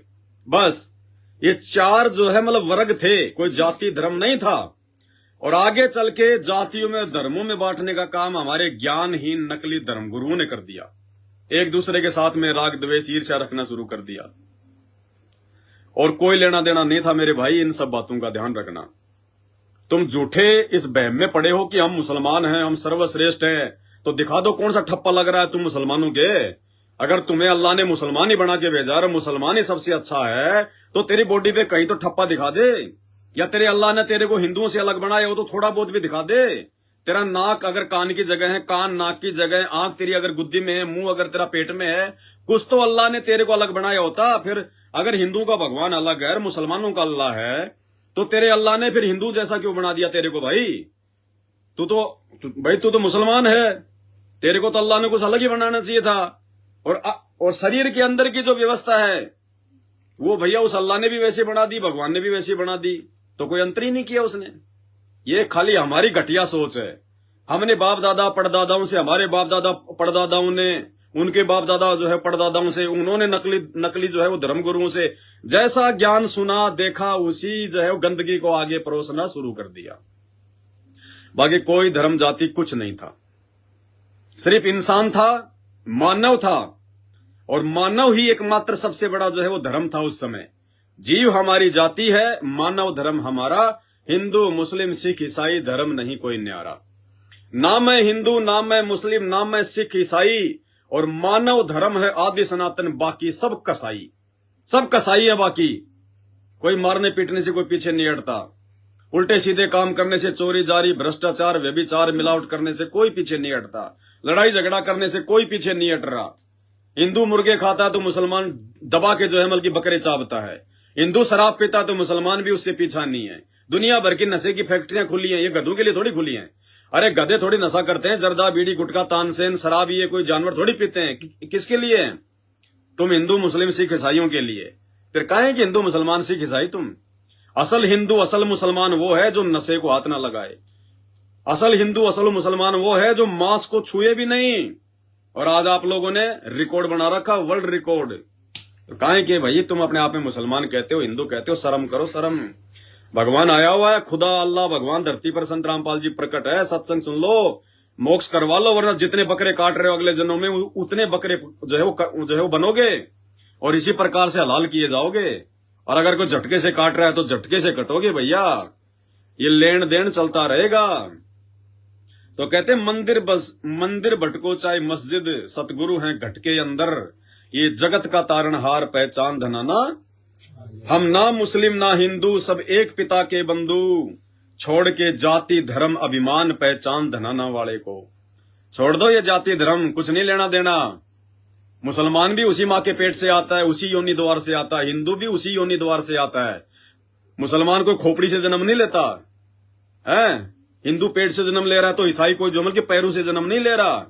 सब के सब उसी प्रोसीजर से आ रहे हैं। जेर में लिपट के, गंद संद में लिपट के बाहर आते हैं। बाहर नाद होके कोई मुसलमान बन जाता है, कोई हिंदू बन जाता है, कोई पंडित बन जाता है। बस यही पहचान है। अरे कोई मुसलमान की कोई लड़की अगर किसी से गैर संबंध बना ले और वो कंवारी है, उसके पेट में जो की बच्चा आ जाए और वो सोचे कि बच्चे को मैं मारूंगी नहीं, लेकिन उसको पैदा होने के बाद मैं कहीं छोड़ दूंगी। ऐसे बहुत सारे केस हैं। हिंदू मुसलमान सिख ईसाई चारों धर्मों में ना जाने कितनी लड़कियां शादी से पहले शारीरिक संबंध बना के बच्चे पैदा जो है वो कर करके छोड़ देती हैं। अखबारों में आए दिन आती है। अब कोई मुसलमान घर की लड़की है, बच्चा पैदा करके कहीं छोड़ के चली गई हिंदुओं की कॉलोनी में। अब बताओ भाई साहब, अब उस बच्चे को आप क्या कहोगे? हिंदू कहोगे, मुसलमान कहोगे, सिख कहोगे, ईसाई कहोगे? कौन सा धर्म दोगे? अरे कौन सा धर्म है? क्या पहचान करोगे तुम? कैसे पहचान करोगे कि ये हिंदू है, मुसलमान है, सिख है, ईसाई है? कहीं ठप्पा लगा हुआ उस बच्चे के? कोई पहचान लगी हुई है, या अल्लाह ऊपर से आवाज लगाएगा कि ये मुसलमान है? ऐसे कोई हिंदू लड़की कोई बच्चा पैदा करके कहीं कचरे में डाल के जो है वो चली गई। अब उस बच्चे की तुम कैसे पहचान करोगे कि इसका धर्म क्या है? है कोई माई का लाल इस धरती पर जो ये बता दे कि भाई इस बच्चे का धर्म हिंदू है या उस बच्चे का धर्म जो है वो मुसलमान है? बस इतनी पहचान है। बड़े कच्चे हो तुम यारो, तुम्हारे धर्म की कोई पहचान ही नहीं है। और संत रामपाल जी के भक्तों की जो कि मानव धर्मी है, रात के अंधेरे में भी पहचान कर लेना मेरे भाई। बीड़ी गुटखा शराब मांस मच्छी चोरी जारी मिलावट झूठ रिश्वतखोर लड़ाई झगड़ा सबसे दूर शास्त्र अनुसार भक्ति करते हैं। नेक नीति से अपना मेहनत करके जीवन यापन करते हैं। सौपन में भी आत्मा से हम किसी को जोमल की दुख नहीं देते हैं। लड़ाई झगड़े से हम कोसों दूर है। ना बकरे खाते, ना मांस खाते, चींटी तक को भी नहीं सताते। अगर देश का प्रधानमंत्री तो छोड़ो, देवताओं का राजा इंद्र भी धरती पर आकर ये कह दे कि भाई संत रामपाल जी के भगत, ये चींटी जो अपने रास्ते रास्ते जा रही है, ये चींटी जो अपने रास्ते से जा रही है, तू इसके आगे अपनी उंगली रख दे, बस इतना काम कर दे, इसको मारना नहीं, छेड़ना नहीं। ये चींटी के आगे तू अपनी ये उंगली रख दे ताकि आगे ना जा सके। तो भाई साहब सबसे पहले तुम थूकेंगे कि भैया देवताओं के राजा इंद्र, तेरी इंद्र की जो पदवी है, जो तेरा राजपद है, जो तू चींटी के आगे उंगली रखने के कारण कह रहा कि मैं तुम्हें अपना ये मतलब राजपद दे दूंगा अगर तू चींटी के आगे अपनी उंगली भी रख देगा तो सबसे पहले तुम थूकेंगे कि हम थूकते हैं तेरे इस इंद्र के राज पर, हम थूकते हैं तेरी इस इंद्र की जो है वो पदवी पे, नहीं चाहिए हमें। वो चींटी नहीं है, वो परमात्मा की बच्ची है, वो परमात्मा की आत्मा है। और अगर उसको बेवजह हमने दुखी किया, परेशान किया, तो मेरे भाई क्या सजा मिलेगी उस अल्लाह की तरफ से। ये सुनी नहीं है, ये अकेली मत समझ लेना, ये ना समझना कि इसका कोई धनी नहीं है, इसका धनी वो परमात्मा है। समय आने पर हिसाब किताब लेगा तिल तिल का। देश का राष्ट्रपति प्रधानमंत्री आके कह दे कि भाई संत रामपाल जी के मानव धर्मी भगत, हाँ जी बोलो जी प्रधानमंत्री जी, बोलिए क्या काम है। हम यो आ गए, प्रधानमंत्री जी आ गए, बैठो बैठो, ये करो रो आ गए आगे। ऐसे प्रधानमंत्री 50 डोलते हैं आगे पीछे 50। संत रामपाल जी ने अपने भक्तों को वास्तविकता से परिचित करा दिया कि बेटा ये तो बेगार कर रहे हैं। अरे एक हरि की भक्ति बिन राजा गधा होए, माटी लदे कुमार की घास न डाला कोई। बेटा आज भले वो देश का राष्ट्रपति है, प्रधानमंत्री है, अगर उसने तेरे गुरु की शरण ग्रहण नहीं की, अगले जन्म में गधा बनेगा। तो ऐसे गधों की क्या इज्जत करना। ठीक है, प्यार से बोलना, बैठाना, चाय पानी पिलाना हमारा जो है फर्ज है, लेकिन औरों की तरह नहीं कि अगर कोई छोटा मोटा कोई नेता अभिनेता आ गया तो पता नहीं, या समझोगे मेरे पास तो ब्रह्मा विष्णु महेश आ गए। अरे कुछ नहीं है, वो तो अगले जन्म में गधे बनेंगे। वो संत रामपाल जी के भक्तों के पैर के नाखून के बराबर भी नहीं है। और वो प्रधानमंत्री अगर कह दे कि पवन दास मैं बीड़ी पी रहा हूं, मेरे को एक माचिस पकड़ा दे यार, तो भाई साहब हम माचिस तो छोड़ो, माचिस की तिल्ली भी नहीं पकड़ा सकते। भले वो अपना प्रधानमंत्री का पद ही हमें क्यों ना दे दे। नहीं चाहिए भैया तेरा पद अपनी जेब में रख, तेरा पद तेरे को मुबारक। ऐसा पद हमें नहीं चाहिए जिसके कारण से अगले जन्म में हम गधे बनेंगे। ये खासियत केवल संत रामपाल जी के भक्तों में मिलेगी, जो ना बिकेंगे ना झुकेंगे। बाकी दुनिया तो 5-5 रुपए के लिए लोगों का जो है मर्डर कर देती है, 5-5 रुपए के लिए। तो भैया एक बार इस मार्ग में आके देखो, जुड़ के देखो, भगवान की शक्ति, भगवान की पावर तुम्हारे साथ में हो जाएगी। उसके बाद ये हिम्मत मिलती है, वैसे हिम्मत नहीं मिल सकती। वैसे तो आदमी भाई भाई का खून कर देता है एक दूसरे की बातों में आके। तो कहते हम ना मुस्लिम ना हिंदू, सब एक पिता के बंधु, छोड़ के जाति धर्म अभिमान, पहचान धनाना वाले को। फिर आगे क्या बताया, जप कर ले चाहे तप कर ले, चाहे जल गंगा से भर ले। जप कर ले चाहे जल गंगा से भर ले, तेरे सर लटके तलवार, पहचान धनाना वाले को। तेरे सर लटके तलवार, पहचान धनाना वाले को। पहचान धनाना वाले को, गुरुदेव धनाना वाले को। पहचान धनाना वाले को, गुरुदेव धनाना वाले। काहे भटक रहा इंसान, पहचान धनाना वाले को। काहे भटक रहा इंसान, पहचान धनाना। क्या बताया, जप कर ले चाहे तप कर ले, चाहे जल गंगा से भर ले, तेरे सर लटके तलवार, पहचान धनाना वाले को। भाई कितने जप कर ले, कितने तप कर ले, कितने राम राम हरे राम राधे श्याम ओम नमः शिवाय ओम भगवते नमो शिवाय, कितना चाहे तू जो कलमा पढ़ ले, कितनी नमाज कर ले, कितना कुछ कर ले, जब तक संत रामपाल जी की पहचान नहीं करेगा तब तक तेरी सारी जब तक साधना व्यर्थ है। क्यों? क्योंकि ये शास्त्रों के विरुद्ध है, धर्मशास्त्रों के विरुद्ध है। और भैया धर्मशास्त्रों के विरुद्ध चाहे कितने नाम जाप कर लो, कितना कुछ कर लो, उनका 1% भी लाभ नहीं है। चाहे जल गंगा से भर ले, चाहे गंगा जी का कितना ही वो जल पी ले, चाहे गंगा जी के किनारे पे मकान बना के रह ले, कितना ही तू चाहे सुबह शाम चाहे गंगा जी का वो जल पी, तेरी मुक्ति नहीं है। अरे तू तो महीने 2 महीने साल 6 महीने में एक बार नहाता होगा, जो है गंगा जी में जाके डुबकी मारता होगा। अरे गंगा जी का खुद का बेटा भीष्म पिता गंगा पुत्र, उसकी कितनी भयंकर दुर्गति हुई, उसका मोक्ष नहीं हुआ। गंगा जी अपने बेटे भीष्म पितामह की मुक्ति नहीं कर पाई, महाभारत के युद्ध में तीरों के सैया पे भुगत भुगत के मरा। तो तेरे भाई साल 2 साल में कावड़ लाने से, गंगा जी में डुबकी लगाने से तेरा मोक्ष कहां से हो जाएगा? थोड़ा बहुत तो विचार कर भोले आदमी। कहते हैं जब कर ले चाहे तब कर ले, चाहे जल गंगा से भर ले, तेरे सर लटके तलवार पहचान धनाना वाले को। सर पे तलवार लटकने का मतलब है जब तक उनकी शरण में आके भक्ति नहीं करोगे, जब तक संत रामपाल जी की शरण में आके उनका ज्ञान समझ के उनकी भक्ति नहीं लोगे, तब तक भाई ये काल की तलवार तेरे सिर पे लटकी रहेगी। कब मर जाए कोई भरोसा नहीं, कब तेरे ऊपर कोई आपत्ति आ जाए, तेरे ऊपर कोई जो है वो कर्म की मार आ जाए, कब तेरा एक्सीडेंट हो जाए, कब तेरे कोई हारी बीमारी हो जाए, कब तेरा बेटा बेटी मर जाए, कब क्या हो जाए, कब भूकंप में तेरा मकान ढह जाए, तेरा काम धंधा फेल हो जाए, कोई भरोसा नहीं है।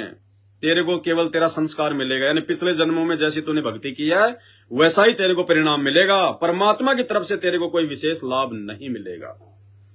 फिर क्या बताया मालिक ने आगे, चाहे राम जपो हनुमान जपो, चाहे राधे राधे श्याम जपो, चाहे राम जपो हनुमान जपो, राधे राधे श्याम जपो, तू भूल गया करतार पहचान धनाना वाले, तो भूल गया करतार पहचान धनाना वाले को, पहचान धना सान पहचान धनाना वाले को, काहे भटक रहा इंसान पहचान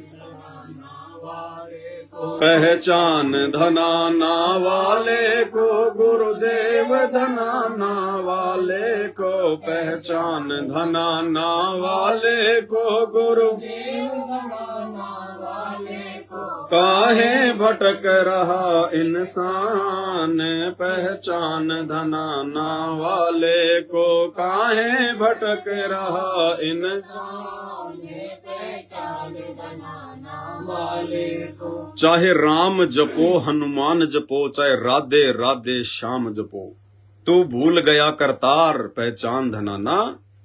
श्री रामचंद्र जी, दशरथ पुत्र श्री रामचंद्र जी का राम राम राम राम नाम जपने का किसी भी शास्त्र में, रामायण में भी अगर कोई माई का लाल दिखा दे कि राम राम राम राम जपने से मुक्ति होगी, या राम राम राम राम कोई भक्ति का कोई मंत्र है, वेदों से गीता जी से कोई भी माई का लाल, चारों शंकराचार्य भी आ गए उसमें, अगर साबित कर दे, ये पवनदास उसकी टांग के नीचे से निकल जाएगा। मैं अपने गुरुदेव भगवान के दिए ज्ञान आधार से बोल रहा हूं, उन्होंने बिल्कुल दाना दाना गिना दिया शास्त्रों को, हम भक्तों को। अरे खुद जो रामायण है, कौन सी रामायण हो, घट रामायण है, हाथ रस वाले जो तुलसीदास जी ने रामायण लिखी है, घट रामायण है, उस रामायण में खुद लिखा हुआ कि जो व्यक्ति राम राम राम राम जाप करेगा उसकी तो दुर्गति होगी, दुर्गति। और वास्तव में होगी, क्योंकि जब खुद श्री रामचंद्र जी की भी त्रेता युग में दुर्गति हुई, नारद ऋषि का श्राप भोगने के लिए धरती पर आया, 11,000 वर्ष तक अपनी पत्नी का वियोग भोगा, उसके परिवार का पूरा खानदान उसकी आंखों के सामने समाप्त हो गया, और अंत में सरयू नदी में जाके छलांग मार के आत्महत्या करके श्री रामचंद्र जी मरे, जिसको हमारे धर्मगुरु कहते हैं कि जल समाधि ले ली, जल समाधि ले ली। तुम लेके दिखाओ जल समाधि। जल में डूब के मरे, छलांग मार के, दुखी होके, क्योंकि नारद जी का श्राप लगा हुआ था। अब ये बातें अगर ये धर्मगुरु अगर इन कथाओं में बताएं तो फिर इनको चढ़ावा कौन चढ़ाएगा, रामायण कौन सुनने जाएगा? तो इनकी तो मजबूरी है बढ़ा चढ़ा के बोलना। हकीकत ये है, चाहे राम जपो चाहे श्याम जपो, चाहे राम जपो चाहे हनुमान जपो। अब हनुमान जी की भक्ति का तो किसी शास्त्र में कोई विधान ही नहीं है, ये तो दुनिया फालतू में बेचारे को पकड़ के ला रही है, कोई विधान ही नहीं है हनुमान जी की भक्ति को। तो भगत था बेचारा, अरे वो तो खुद बेचारा श्री रामचंद्र जी की भक्ति करता था, और हनुमान जी ने कभी भी राम राम राम राम नहीं जपा। किसी भी शास्त्र में प्रमाण है तो दिखा दो, कोई रामायण में दिखा दो कि वो राम राम जपा करते थे क्या? अरे श्री रामचंद्र जी तो ओम मंत्र जपा करते थे, ओम।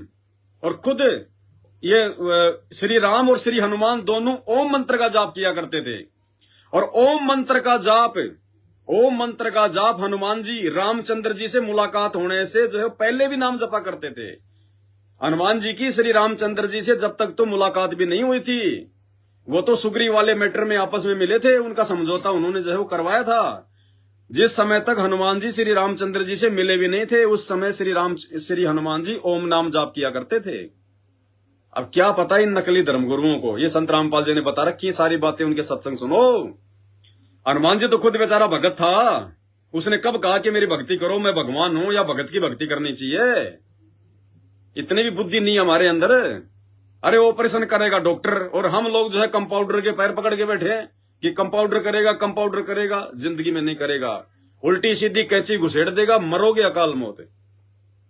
तो कहते हैं चाहे राम जपो हनुमान जपो, चाहे राधे राधे श्याम जपो। अभी राधे राधे श्याम बताओ क्या है ये? और राधे राधे बेचारी पूरी जिंदगी वो राधा रोती रही, बिलखती रही, और राधा पूरी जिंदगी बेचारी श्याम जी से नहीं मिल पाई, श्री कृष्ण जी से नहीं मिल पाई। उसकी श्री कृष्ण जी से शादी करने की मनसा अधूरी रह गई है। अब वो राधा हमारे को श्याम से मिला देगी जो खुद नहीं मिल पाई बेचारी। ये सब बनावटी बातें, झूठी बातें सारी। जिसके मन में आ गया, लगा के तेल नवरत्न दाढ़ी काली करके बैठ गया, हमने सोच लिया बाबा जी है, और बाबा जी जो मंत्र दे दे राधे राधे राधे राधे। अगर वो राधे राधे सही है तो दूसरा फिर हरे राम दे रहा, फिर वो क्या है? तीसरा और ही मंत्र दे रहा है, ओम नमो भागवते, ओम नमो भागवते। चौथा और ही मंत्र दे रहा, तो फिर क्या है ये? अरे भगवान एक है तो उसकी प्राप्ति का मंत्र भी एक ही है, ये 50 मंत्र नहीं होते।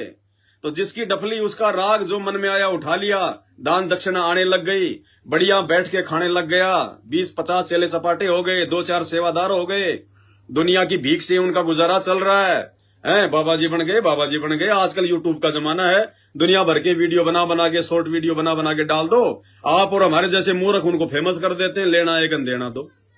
ये हाल है दुनिया का वर्तमान में। भक्ति के कोई निकट भी नहीं है संत रामपाल जी के अलावा। तो कहते हैं राम जपो चाहे हनुमान जपो, चाहे राधे राधे श्याम जपो, तू भूल गया करतार। असली भगवान को तो भूला हुआ बैठा है, असली परमात्मा को। अरे इस परमात्मा की भक्ति करो। संत रामपाल जी जो भक्ति बताएंगे, जो मंत्र बताएंगे, वो है असली मोक्ष मंत्र, उनसे होगा उद्धार। बाकी तो ना तो राधे राधे का मोक्ष हुआ, ना श्याम जी का मोक्ष हुआ, ना हनुमान जी का मोक्ष हुआ।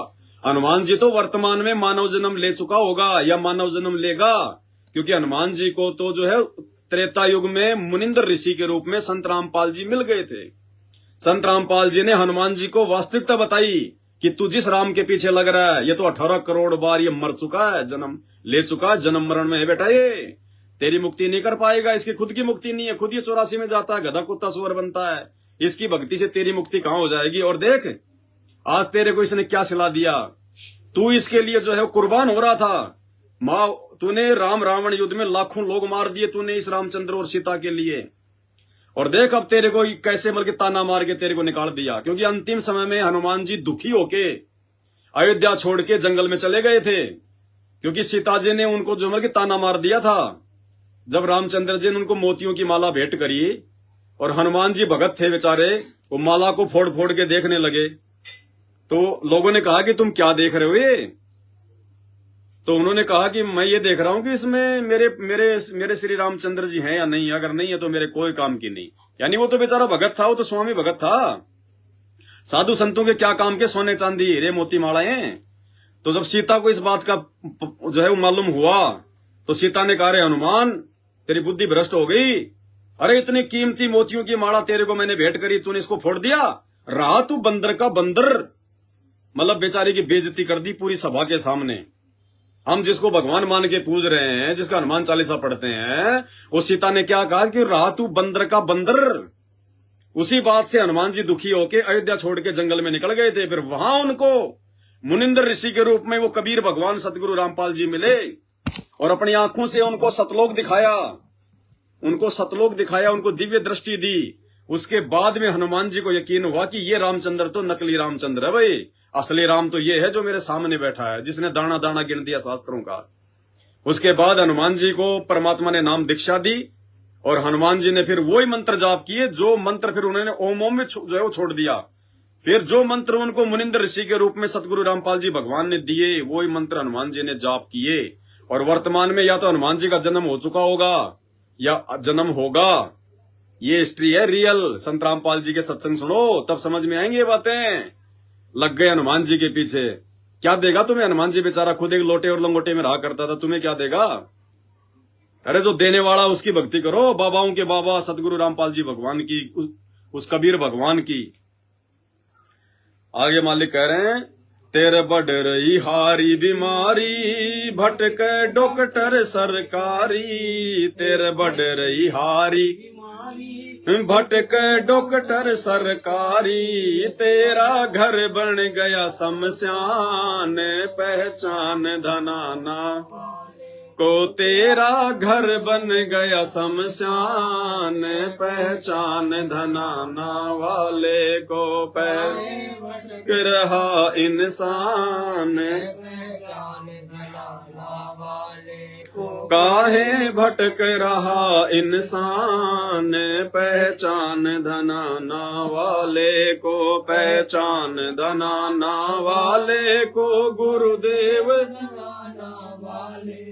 पहचान धनाना वाले को, गुरुदेव धनाना वाले को, काहे भटक रहा इंसान, पहचान धनाना वाले को, काहे भटक रहा इंसान, पहचान धनाना वाले को। क्या बताया परमात्मा ने, तेरे बढ़ रही हारी बीमारी, भटके डॉक्टर सरकारी, तेरा घर बन गया शमशान, पहचान धनाना वाले को। अरे भक्ति करते करते भी 90% हिंदू समाज, मुस्लिम समाज, सिख समाज, ईसाई समाज बीमारियों से ग्रस्त है, रोग से ग्रस्त है, हॉस्पिटल भरे पड़े हैं। क्यों भाई? अरे फिर कौन से दिन के लिए भक्ति कर रहे हो?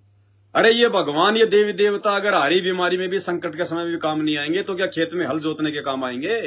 कौन से दिन के लिए उनको लड्डू जलेबी, उनको खीर का भोग लगा रहे हो? क्यों उनको पाल रहे हो? कौन से दिन काम आएगा? फिर भक्ति क्यों की जाती है? भक्ति आदमी इसीलिए करता है, चाहे हिंदू हो, मुसलमान, सिख हो, ईसाई हो, कि मेरा शरीर जो है वो निरोगी रहे, मेरे शरीर में कोई रोग ना आए परमात्मा, क्योंकि प्रथम सुख निरोगी काया। मेरे घर परिवार में कोई आपत्ति ना आवे, मेरे काम धंधे में कोई संकट ना आवे, मेरा जीवन अच्छे से चले, मेरा निर्वाह अच्छे से चले। इसलिए तो भक्ति करते हैं। इसलिए तो लोग इतनी इतनी पैदल यात्राएं करते हैं, बड़ी बड़ी दूर जाते हैं, चढ़ावा चढ़ाते हैं। इसीलिए, और ये सब कुछ करते करते भी चारों धर्मों के लोगों की जो है वो दुर्गति हो रही है। ना मुसलमानों को हरी बीमारी से कोई राहत मिलती है, ना हिंदुओं को मिलती है, ना ईसाइयों को, ना सिखों को। क्यों भाई? और सबसे बड़ी आंखें हमारी उस समय फूट जाती है जिन लोगों को हम अपना गुरु बना के बैठे हैं, जिनसे हम भक्ति ले रहे हैं, और वो खुद बीमार, वो खुद कैंसर के रोगी। वो प्रेमानंद जी महाराज कहाँ रहता है, मथुरा में या वो बनारस में? अरे खुद कैंसर का रोगी, रो रो के अपनी बातें बताता है, किडनियां उसकी फैल। जो व्यक्ति अपनी खुद की किडनियां ठीक नहीं कर पा रहा, अपना कैंसर का रोग ठीक नहीं कर पा रहा, डॉक्टरों से इंजेक्शन लगवा लगवा के वो दर्द से वो चिल्लाता है, वो कहता है कि मेरी जुकाम एक बार लग जाती है, महीने भर ठीक नहीं होती, और फिर भी तुमने उसकी पूंछ पकड़ रखी है कि ये हमें मोक्ष दिला देगा। अरे खुद वो अपनी बीमारी से तो मोक्ष प्राप्त नहीं कर रहा। एक वो रितेश्वर महाराज जो सिर पे बढ़ा के चोटा 5-10 किलो का बालों का है, वो कैंसर का रोगी, वो आए दिन हॉस्पिटल में पड़ा रहता है, और फिर भी हम हिंदू पीछे लग रहे हैं, बाबा जी बाबा जी। अरे बाबा जी खुद अपना रोग नहीं भगा पा रहा, खुद बाबा जी अपने रोग से मुक्ति प्राप्त नहीं कर पा रहा, तेरा जन्म मरण का मुक्ति कहां से करा देगा? अंधे हो रहे, अंधे। बिना सतगुरु के सत्संग सुने ये हमारा मोतियाबिंद नहीं हटेगा। और इतिहास उठा के देख लो, इतिहास उठा के देख लो, जितने भी सनातनी साधु संत आज से पहले हुए हैं, सबकी दुर्गति से मौत हुई है। बड़े बड़े सबकी दुर्गति से मौत हुई है। आदि शंकराचार्य से लेकर जितने भी साधु संत महात्मा जो सनातन धर्म में हुए हैं, एक का भी इतिहास उठा के देख लो, कोई रोग से मरा है तो कोई कैसे मरा है, सबकी दुर्गति से मौत हुई है। क्योंकि भाई उनके पास में सही भक्ति नहीं थी, उनके पास में शास्त्रों के अनुसार भक्ति नहीं थी, उनके पास अपनी खुद की वो पिछले जन्म की बैटरी चार्ज थी, भक्ति थी। उस आधार से उन्होंने अपने वचन से जो है वो किसी का नुकसान कर दिया तो किसी को लाभ दे दिया, जिसको लाभ दे दिया वो उसका चेला बन गया, उसके चढ़ावा जो है वो चढ़ाने लग गया, और अंत में उनकी खुद की बाबाओं की दुर्गति से मौत हुई है। खुद की दुर्गति से मौत है। अरे जब श्री रामचंद्र जी की दुर्गति से मौत हुई, सरयू नदी में डूब के मरा, छलांग लगा के मरा। अंत में श्री कृष्ण जी की दुर्गति से मौत हुई, पैर में जहरीला तीर लगा, हाय हाय करके मरा। तो भाई फिर साधु संत महात्माओं की तो औकात क्या है? वो तो उनसे बड़े नहीं हो सकते। आंख खोलो, संत रामपाल जी का सत्संग सुनो, अपने भगवान को पहचानो, अपने बाप को पहचानो।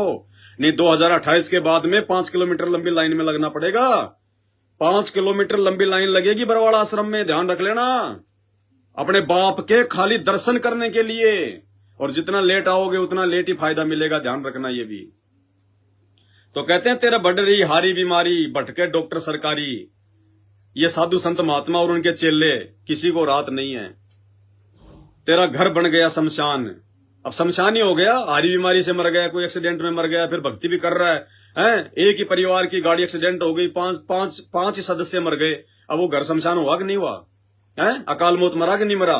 उसके गुरु ने क्या ढाल लड़ाई, उसके गुरु की भक्ति ने क्या सहारा दिया उसको? अरे गुरु तो वो होता है जो मौत को टाल दे, जो मौत को टाल दे। कहते हैं मासा घटे ना और तिल बदे, विधाता लिखे जो लेख, साचा सतगुरु मेट कर ऊपर मार दे मेघ। सच्चा सतगुरु वो ये जो मौत को भी टाल दे, हैं? और तुमने गुरु बना रखे, तुम्हारे गुरु भी जो है हारी बीमारियों से परेशान और उनके चेले भी परेशान, हैं? फिर काहे की भक्ति, काहे के तुम्हारे भगवान?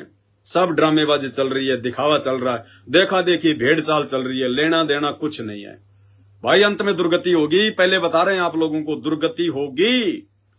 ये बातें जिसको समझ में आ जाएंगी तो संत रामपाल जी के सत्संग सुनना शुरू कर देगा, और जिसकी मोटी बुद्धि है वो गालियां मुड़ियां निकालेगा और अपने और कर्म फोड़ेगा। 2 साल बाद उसकी दुर्गति होनी, 1 साल में हो जाएगी। आगे क्या बताया मालिक ने? तेरी जाए उमरिया बीती, सतगुरु से कर ले प्रीति। तेरी जाए उमरिया बीती, सतगुरु से कर ले प्रीति। तू पल भर का मेहमान, पहचान धनाना। तू पल भर का मेहमान, पहचान धनाना वाले को। काहे भटक रहा इंसान, धनाना वाले को। काहे भटक रहा पहचान धनाना वाले को। पहचान धनाना वाले को। पहचान धनाना, पहचान धनाना वाले को। गुरुदेव धनाना वाले को। काहे भटक रहा इंसान, पहचान वाले को। काहे भटक रहा इंसान, पहचान। तेरी जाय उमरिया बीती, सतगुरु से कर ले प्रीति। तू पल भर का मेहमान, पहचान धनाना। भाई ये दुनिया मर गई, दुनिया मर गई। कहते बिन साहिब की बंदगी कहीं ठोर ठिकाना नाई। परमात्मा की भक्ति के बिना, चाहे तू अरबपति है, चाहे खरबपति है, चाहे राष्ट्रपति है, चाहे प्रधानमंत्री है, चाहे तू देवपति है, चाहे इंद्रपति है, तेरी दुर्गति होगी, दुर्गति। और आज से पहले हुई है, प्रमाण है, गवाह है, और आगे तो फिर होगी। जब भगवान धरती पर खुद आ गया और खुद इतना जोर लगा रहा है, दुनिया को 28 साल से सत्संग कर करके समझा रहा है, फिर भी दुनिया नहीं मान रही है, तो भैया फिर उनकी तो दुर्गति निश्चित है। तो कहते हैं तेरी जाय उमरिया बीती, सतगुरु से कर ले प्रीति। तू पल भर का मेहमान, यानी इंसान की उम्र का कोई भरोसा नहीं है। पानी केरा बुदबुदा, असमानुष की जात, न जाने कब फूट जाए, कब एक्सीडेंट हो जाए। तुम तो चल रहे हो अपनी मोटरसाइकिल लेके, तुम तो आगे का ध्यान रख सकते हो, पीछे का थोड़ी रखोगे। पीछे भाई साहब ने लगा के पौवा एक्सीडेंट पे रख दिया पैर, तेरी मोटरसाइकिल कहीं तू कहीं, 2 मिनट में सत्यानाश है। रात को सो रहा तू तो आधी नींद में बिल्कुल चद्दर ओढ़ के, ऊपर से पंखा गिर गया, हो गया काम। अचानक से बाढ़ आ गया, भूकंप आ गया, कोई बारिश आ गई, डूब गया, मर गया है। लड़ाई झगड़ा हो गया, किसी ने सर में लठ मार दिया, 2 मिनट में खेल गया, प्राण पखेरु उड़ गए।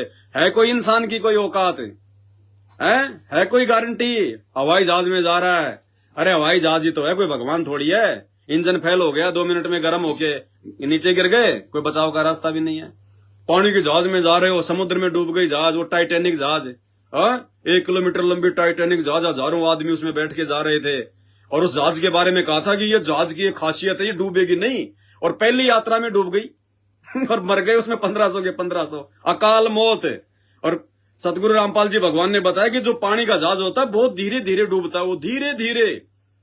अब देखो उस जहाज को डूबने में कई घंटे लग गए होंगे। अब वो आदमी बेचारे वो जो है ये सोच सोच के मर गए आधे तो, कि बस आ गया नंबर, आ गया नंबर, आ गया नंबर, है सोच सोच के वो मर गए बेचारे। मौत सामने खड़ी दिखाई दे रही। अब समुद्र के बीच में भाई साहब और कोई जुगाड़ नहीं होता कोई, तो इंसान की गारंटी नहीं चलती यहाँ पे कि ये जहाज कभी डूबेगा नहीं। पहली यात्रा में डूब गया कि ले बेटा डूबेगा नहीं, ले तेरे जहाज डूबोते। ये शैतान ऐसे मारता है, ये काल ऐसे मारता है भैया, छलबल करके। आ जाओ संत रामपाल जी की शरण में। फिर संत रामपाल जी के भगत ऐसे नहीं मरते, क्योंकि वो बकवाद करते ही नहीं। वो जहाजों में घूमने जाते नहीं। जहाज में जाएंगे तो अपने किसी काम से जाएंगे, और काम से जाएगा या अपने किसी मतलब सत्संग सुनने के लिए जाएगा, तो फिर भगवान साथी होता है उसका। संत रामपाल जी के भगत कुल्लू, मनाली, ऊटी, शिमला, फूटी है, मगर फगर ये देखने नहीं जाते। ये बकवादी लोग जाते हैं, और वही लोग मरते हैं फिर आते जाते। तो भाई भगत के साथ भगवान हो जाता है। परमात्मा कहते हैं, अंत समय जब तू चले अकेला, तेरे आंसू नैन ढलकी, और कहे कबीर शरण गए मेरी, रक्षा हो जल थल की। संत रामपाल जी के भगत की जल में थल में हर जगह रक्षा। कहीं भी काल उसको धोखा नहीं दे सकता, चकमा नहीं दे सकता। ये काल जो ब्रह्मा विष्णु महेश की चोटी पकड़ के हिलाता है, ब्रह्मा विष्णु महेश की भी दाल निकलती उसके आगे, शैतान के आगे। कहते वो शैतान संत रामपाल जी के भक्तों के आगे थर थर कांपेगा, 100 मीटर दूर खड़ा रहेगा। ये वो समर्थ भगवान है धरती पर संत रामपाल जी, जो आप और हमारी तरह मानव शरीर धारण करके आए हुए हैं। अरे मानव शरीर में तो भगवान इसलिए आया है कि हम इंसान हैं, हम मानव हैं। अब इंसानों को समझाने के लिए भगवान इंसानी तो बन के आएगा। अब भगवान आ गया शेर बन के, तो हम क्या खाक समझेंगे उनकी आवाज को? हम तो डर के भाग जाएंगे। इसलिए भगवान इंसानों को समझाने के लिए इंसान बन के आता है। वो कोई भी रूप धारण कर सकता है, वो समर्थ है। सौत स्वरूपी भगवान उसी को कहते हैं जो अपने शब्द से कोई भी रूप धारण कर ले। तो भाई समझो परमात्मा को, ज्ञान से समझो रे। ज्ञान सुनो, सत्संग सुनो, रोगे पछताओगे। हिंदू मुस्लिमों, ये 4 दिन का धर्म जाती है। आज तू मुसलमान बन रहा है, बहुत बड़ा है, बहुत बड़ा मुसलमान बन रहा तू। मैं कट्टर मुसलमान, और कल को तेरी मौत हो जाएगी, तू किसी हिंदू के घर में जन्म ले लेगा, हैं? तब तेरा वो कट्टरपन कहां जाएगा? पिछले जन्म में तो तू कट्टर मुसलमान बन रहा था, अगले जन्म में फिर तू बोलेगा जय श्री राम, जय श्री राम, जय श्री राम। बस आज गाड़ियों के पीछे I am Hindu, I am Hindu, I am कट्टर सनातनी है। मुसलमानों की कोई बात नहीं सुनता, साधु संतों की कोई बात नहीं सुनता, बस जय श्री राम, जय श्री राम। अगले जन्म में बन गया तू मुसलमान है। उस परिवार में तेरे को कोई राम का नाम भी नहीं लेने देगा, राम का नाम भी। आज तो अपने आप में हिंदू बना फिर रहा है, क्योंकि तुम्हारी गीता कह रही है कि मरने के बाद में आत्मा शरीर बदलती है, आत्मा शरीर बदलती है। और जरूरी नहीं, हमारे जो संस्कार हैं वो सबसे मिले जुले संस्कार हैं। हिंदू मुसलमान भी बन सकता है अगले जन्म में, और मुसलमान हिंदू भी बन सकता है। गधा कुत्ता तो बनेगा ही बनेगा, इसमें तो कोई दो राय नहीं है, जब तक संत रामपाल जी की भक्ति नहीं करेगा। ये जन्म मरण का चक्कर तो संत रामपाल जी की भक्ति से कटेगा, दूसरा कोई भी रास्ता नहीं है। लेकिन आज हिंदू है, कल मुसलमान बन गया, फिर कहां गया तेरा वो कट्टरपन है? तो भाई समझो इन चीजों को, ये काल का षड्यंत्र है, ऐसे मारता लड़ा भिड़ा के। ये आगे लास्ट में क्या बताया परमात्मा ने? थारी साध संगत कर पूजा, मारा और नहीं कोई दूजा। थारी साध संगत कर पूजा, मारा और नहीं कोई। गुरु राम पाल भरतार, पहचान धनाना वाले को। गुरु राम पाल भरतार, वाले को। काहे भटक रहा इंसान, पहचान धनाना।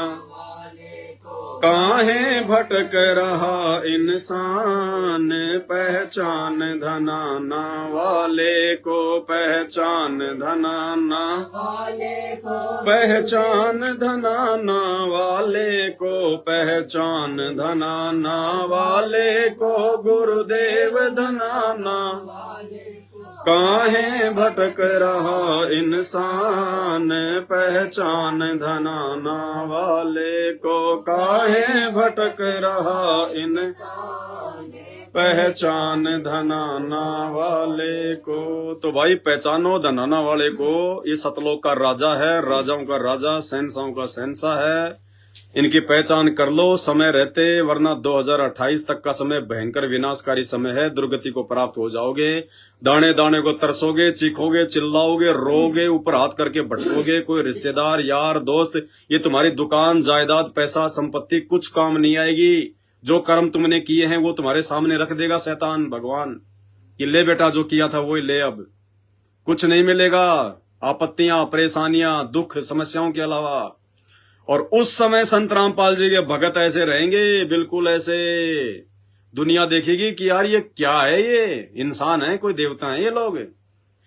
ये वर्तमान में हम जो भक्ति साधना कर रहे हैं, जो दान धर्म कर रहे हैं, जो अपने गुरुजी की महिमा कर रहे हैं, भोग लगा रहे हैं, इसके प्रतिफल में दुनिया तो आने वाले समय में रोएगी, भटकेगी, और संत रामपाल जी के भगत सुख शांति से बैठ के उस समय भी निश्चिंत होके ऐसे ही भक्ति करेंगे, ऐसे ही परमात्मा की महिमा करेंगे, गुणगान करेंगे जैसे आज कर रहे हैं। अरे रंका बंका जब सत्संग सुनने गए थे, पीछे से उनकी जो लड़की थी वंका, वो दौड़ती हुई आई, बोले बापूजी क्या हुआ? झोपड़ी में आग लग गई। क्या बच गया? कुछ नहीं, एक खाट बच गई। बोले उस खाट को भी डाल दे आग में। अगर वो खाट नहीं बचती तो कम से कम तू सत्संग में कम से कम तू जो है डिस्टर्ब तो करने नहीं आती, डाल दे उसको भी, खाट को डिस्टर्ब कर दिया। तो लड़की ने जाके खाट को भी डाल दिया। अब सत्संग सुन के शाम को दोनों वो पति पत्नी रंका वंका अपने घर पे गए। 1200-1300 साल पहले की बात है, ये 13वीं सदी की बात है, जिस समय नामदेव जी आए थे। अब वहां गए तो देखा झोपड़ी तो जली हुई है, सारा सामान जल गया, खाने पीने पैदने का, गरीब आदमियों का सब कुछ वही था। अब देखो उन्होंने क्या किया, उन्होंने झोपड़ी में इधर उधर नहीं देखा, अंदर जाके नहीं देखा कि क्या बच गया, क्या हो गया। रोए नहीं, धोए नहीं, कोई चिंता नहीं, कोई परेशानी नहीं। शाम का समय था, झोपड़ी के आगे एक पेड़ था, पेड़ की नीचे बैठ गए और गुरुजी ने सत्संग में जो बातें बताई थी, तीनों बाप बेटा मिलके, वो पति पत्नी मिलके सत्संग पे चर्चा करने लगे कि आज गुरुजी ने बहुत अच्छी बात बताई, आज गुरुजी ने वो शब्द गाया, आज से पहले तो हमने ये शब्द कभी हमने सुना ही नहीं था, कितना आनंद आया। वो शब्द गाने लग गए, गुरुजी की महिमा करने लग गए, हमारे गुरुजी कितने बड़े, हमारे गुरुजी जो है कितना बल्कि सुख देते हैं, कितना अच्छा जो है सत्संग करते हैं। ये बातें करते करते उनको नींद लग गई। ये हम भक्तों के लिए, वर्तमान में जो संत रामपाल जी के भगत है उनके लिए ये एक जो बल्कि वो शिक्षा है कि छोटी छोटी बातों में मनमुटाव करना, राग द्वेष करना, अपने गुरुजी में दोष देखना, छोटी मोटी कोई लाभ हानि हो गई है तो उसमें जो है बल्कि दुखी हो जाना। ये गुरुजी एग्जाम्पल दे रहे कि नालायको, आज तो तुम्हारे लिए मैंने सत्संगों के भंडार खोल दिए, टेक्नोलॉजी दे दी, विज्ञान दे दी, इंसान को दिमाग दे दिया, इतने साधन बना दिए, 24 घंटे कान के मोबाइल लगा के सुनो, टीवी चैनल बना दिए, सब कुछ बना दिए। और रंका बंका तो कभी साल 6 महीने में सत्संग सुनते थे जब कभी परमात्मा वहां पे जाया करता था। और उनको भी इतना धैर्य, इतना विश्वास अपने गुरुदेव पर था उनको। सब कुछ जल गया, उस गरीब आदमी की झोपड़ी जल गई, सारा सामान जल गया, रोड पे आ गया, लेकिन एक सेकंड भी झोपड़ी की बात नहीं करी, कोई चिंता नहीं करी, रोए नहीं, धोए नहीं, चिल्लाए नहीं, बैठ के मालिक की महिमा करी, आंख लग गई। और जब आत्माएं जब इतना अपने गुरु पर विश्वास कर लेती हैं तो फिर परमात्मा पीछे नहीं हटता। फिर भगवान किस चीज को कहते हैं? फिर अगर हम भगत, अगर हम पूरे हैं तो भगवान तो पूरा है ही है, फिर चमत्कार करेगा परमात्मा। कहते हैं 2 लाला जी आपस में लड़ाई झगड़ा कर रहे थे, एक बोला मैं तेरे बांट मारूंगा, दूसरा बोला मैं के ठाली बैठूंगा। तो जब भगत कुछ करेगा तो भगवान क्या चुपचाप थोड़ी बैठेगा? सुबह जब उठे तो देखा वहां पे 2 झोपड़ी बनी हुई है, 2 झोपड़ी बना दी परमात्मा ने, सेकंडों का काम है उसका, तो राख का नामो निशान नहीं। 2 झोपड़ी, सारा सामान ऐसे, रंकार बंका झोपड़ी में नहीं गए। और आकाशवाणी हुई कि बच्चों झोपड़ी मैंने तुम्हारे लिए बनाई है, तुम इसमें जो है प्रवेश कर जाओ। वो नहीं गए झोपड़ी में, वापस आश्रम में गए कि पहले हम अपने गुरुजी से पूछेंगे कि ये झोपड़ी हमारे गुरुजी ने बनाई है क्या।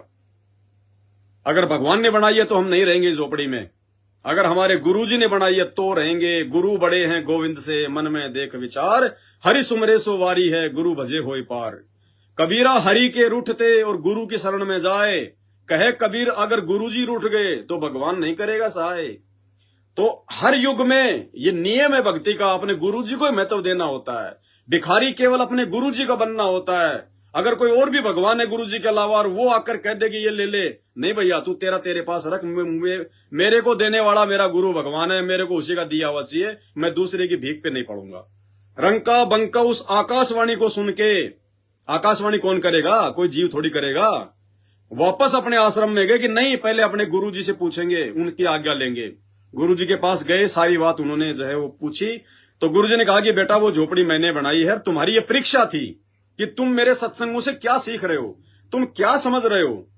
अरे छोटे छोटे लाभ हानि नाम ले लिया, नाम लेते पैर में कांटा भी लग गया तो भक्ति छोड़ दो कि मेरे पैर में कांटा क्यों लग गया, कि गुरुजी तो कहते थे कि मेरे भगत पे कोई आपत्ति नहीं आएगी। अरे गुरुजी तो कहते थे, लेकिन नालायक तेरे भी तो वो कुकर्म देख, जन्म जन्मांतरों के, युगन युगन के पाप, सब युगन युगन के मैल, अरे जानत हो जगदीश तुम जोर किए उद फैल। हमने कितने जन्मों में हमने जो है कसाई बन के लाखों करोड़ों जीव काट रखे हैं।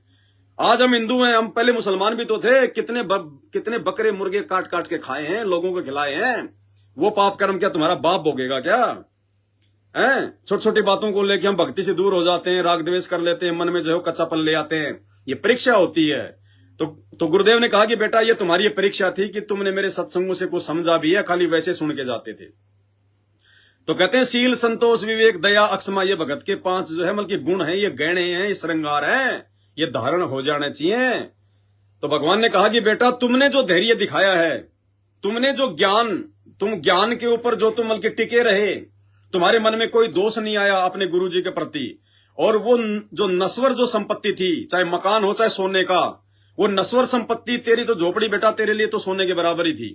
तेरी झोपड़ी जल गई, तूने 1 सेकंड भी तूने उसके ऊपर कोई चिंतन मनन नहीं किया, तूने कोई विचार नहीं किया, और ऐसी दुख की घड़ी में भी बेटा तू मेरा ही नाम जपता रहा, तू केवल मतलब की महिमा करता रहा तू अपने गुरु की। बेटा ये नुक्ता था, और कहते नुक्ते ऊपर रीजेगा रे, कोटि कर्म जल जाए तुम्हारे, कि तूने जो परीक्षा में जो मतलब सफलता तूने जो प्राप्त की है, तूने अपने गुरु जी को जो प्रसन्न किया है, एक भगत के लक्षण दिखा के, बेटा मैं चाहता तो सोने की झोपड़ी बना देता, सोने की, लेकिन बेटा फिर रात को चोर आते, कोई पोड़ा खींचता, कोई कुछ खींचता, कोई लकड़ी खींचता, तेरे को दुखी करते। दुनिया आती देखने की, रंका बंका की सोने की झोपड़ी, सोने की झोपड़ी, फिर राजा आ जाता कि सोने की झोपड़ी ले लो अपने कब्जे में। बेटा तेरे को परेशानी हो जाती है, नहीं मैं तो तेरे लिए सोने की झोपड़ी बना देता हूं, मैं तो तेरे से जो है इतना जो है वो प्रसन्न हूं, इसलिए बेटा झोपड़ी मैंने बनाई है, जाके रह ले। तब वो रंका बंका जाके झोपड़ी में रहे। तो भाई और बहनों बहुत सारी बातें हैं, परमात्मा का ज्ञान अथाह है। ये सत्संग जो गुरुदेव भगवान इतने सारे कर रहे हैं आप और हमारे लिए, ये हमारी बुद्धि को सेट करने के लिए, खोलने के लिए। अभी रियल में हम लोग भगत नहीं बने। जैसा भगत संत रामपाल जी बनाना चाहते हैं वैसे भगत अभी तक हम नहीं बने।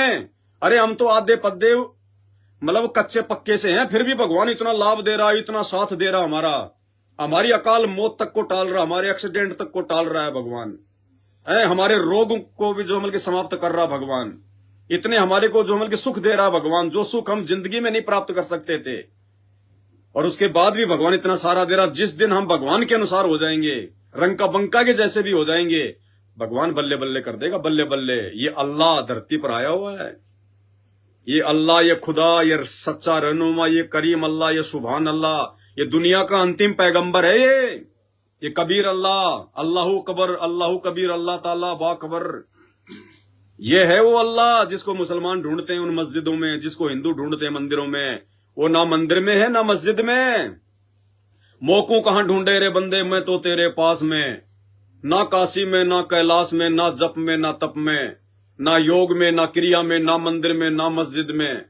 कहे कबीर सुनो वे साधो, मैं तो हूं विश्वास में। तो भाई ये विश्वास बनेगा संत रामपाल जी का ज्ञान सुनकर, उनकी भक्ति करते रहने से। बाकी दुनिया में विश्वास नहीं बन सकता, और ऐसे मरते रहोगे, खसते रहोगे, गधे कुत्ते सुअर बनते रहोगे, जीते जी अपनी दुर्गति जो है करवाते रहोगे। कहते हैं जिसका ये लोक सुखी नहीं, उसका जो परलोक है कभी सुखी नहीं हो सकता।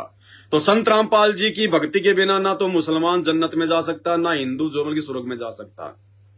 ठीक है, जैसा वो भक्ति कर रहे हैं, अपनी दान पुण्य कर रहे हैं, जो भी थोड़े बहुत दिन का उनको स्वर्ग भी मिल जाएगा, फिर नरक भी बहुत ज्यादा भोगना पड़ेगा, क्योंकि हम पुण्य कम करते हैं और पाप करते हैं हम ज्यादा। और फिर वो नरक स्वर्ग भोग के फिर भाई 84 लाख योनियों में गद्दा कुत्ता सुअर बैल भी बनना पड़ेगा। फिर तुमने जितने मारे हैं तुमने भी अपने गले कटवाने पड़ेंगे। उस दरगाह का महल नहीं देखा, धर्मराज का तिल तिल का लेखा। तो आज की साथ संगति में केवल इतना ही, फिर परमात्मा दया करेंगे। बंदी छोड़ सतगुरु रामपाल जी भगवान की जय हो।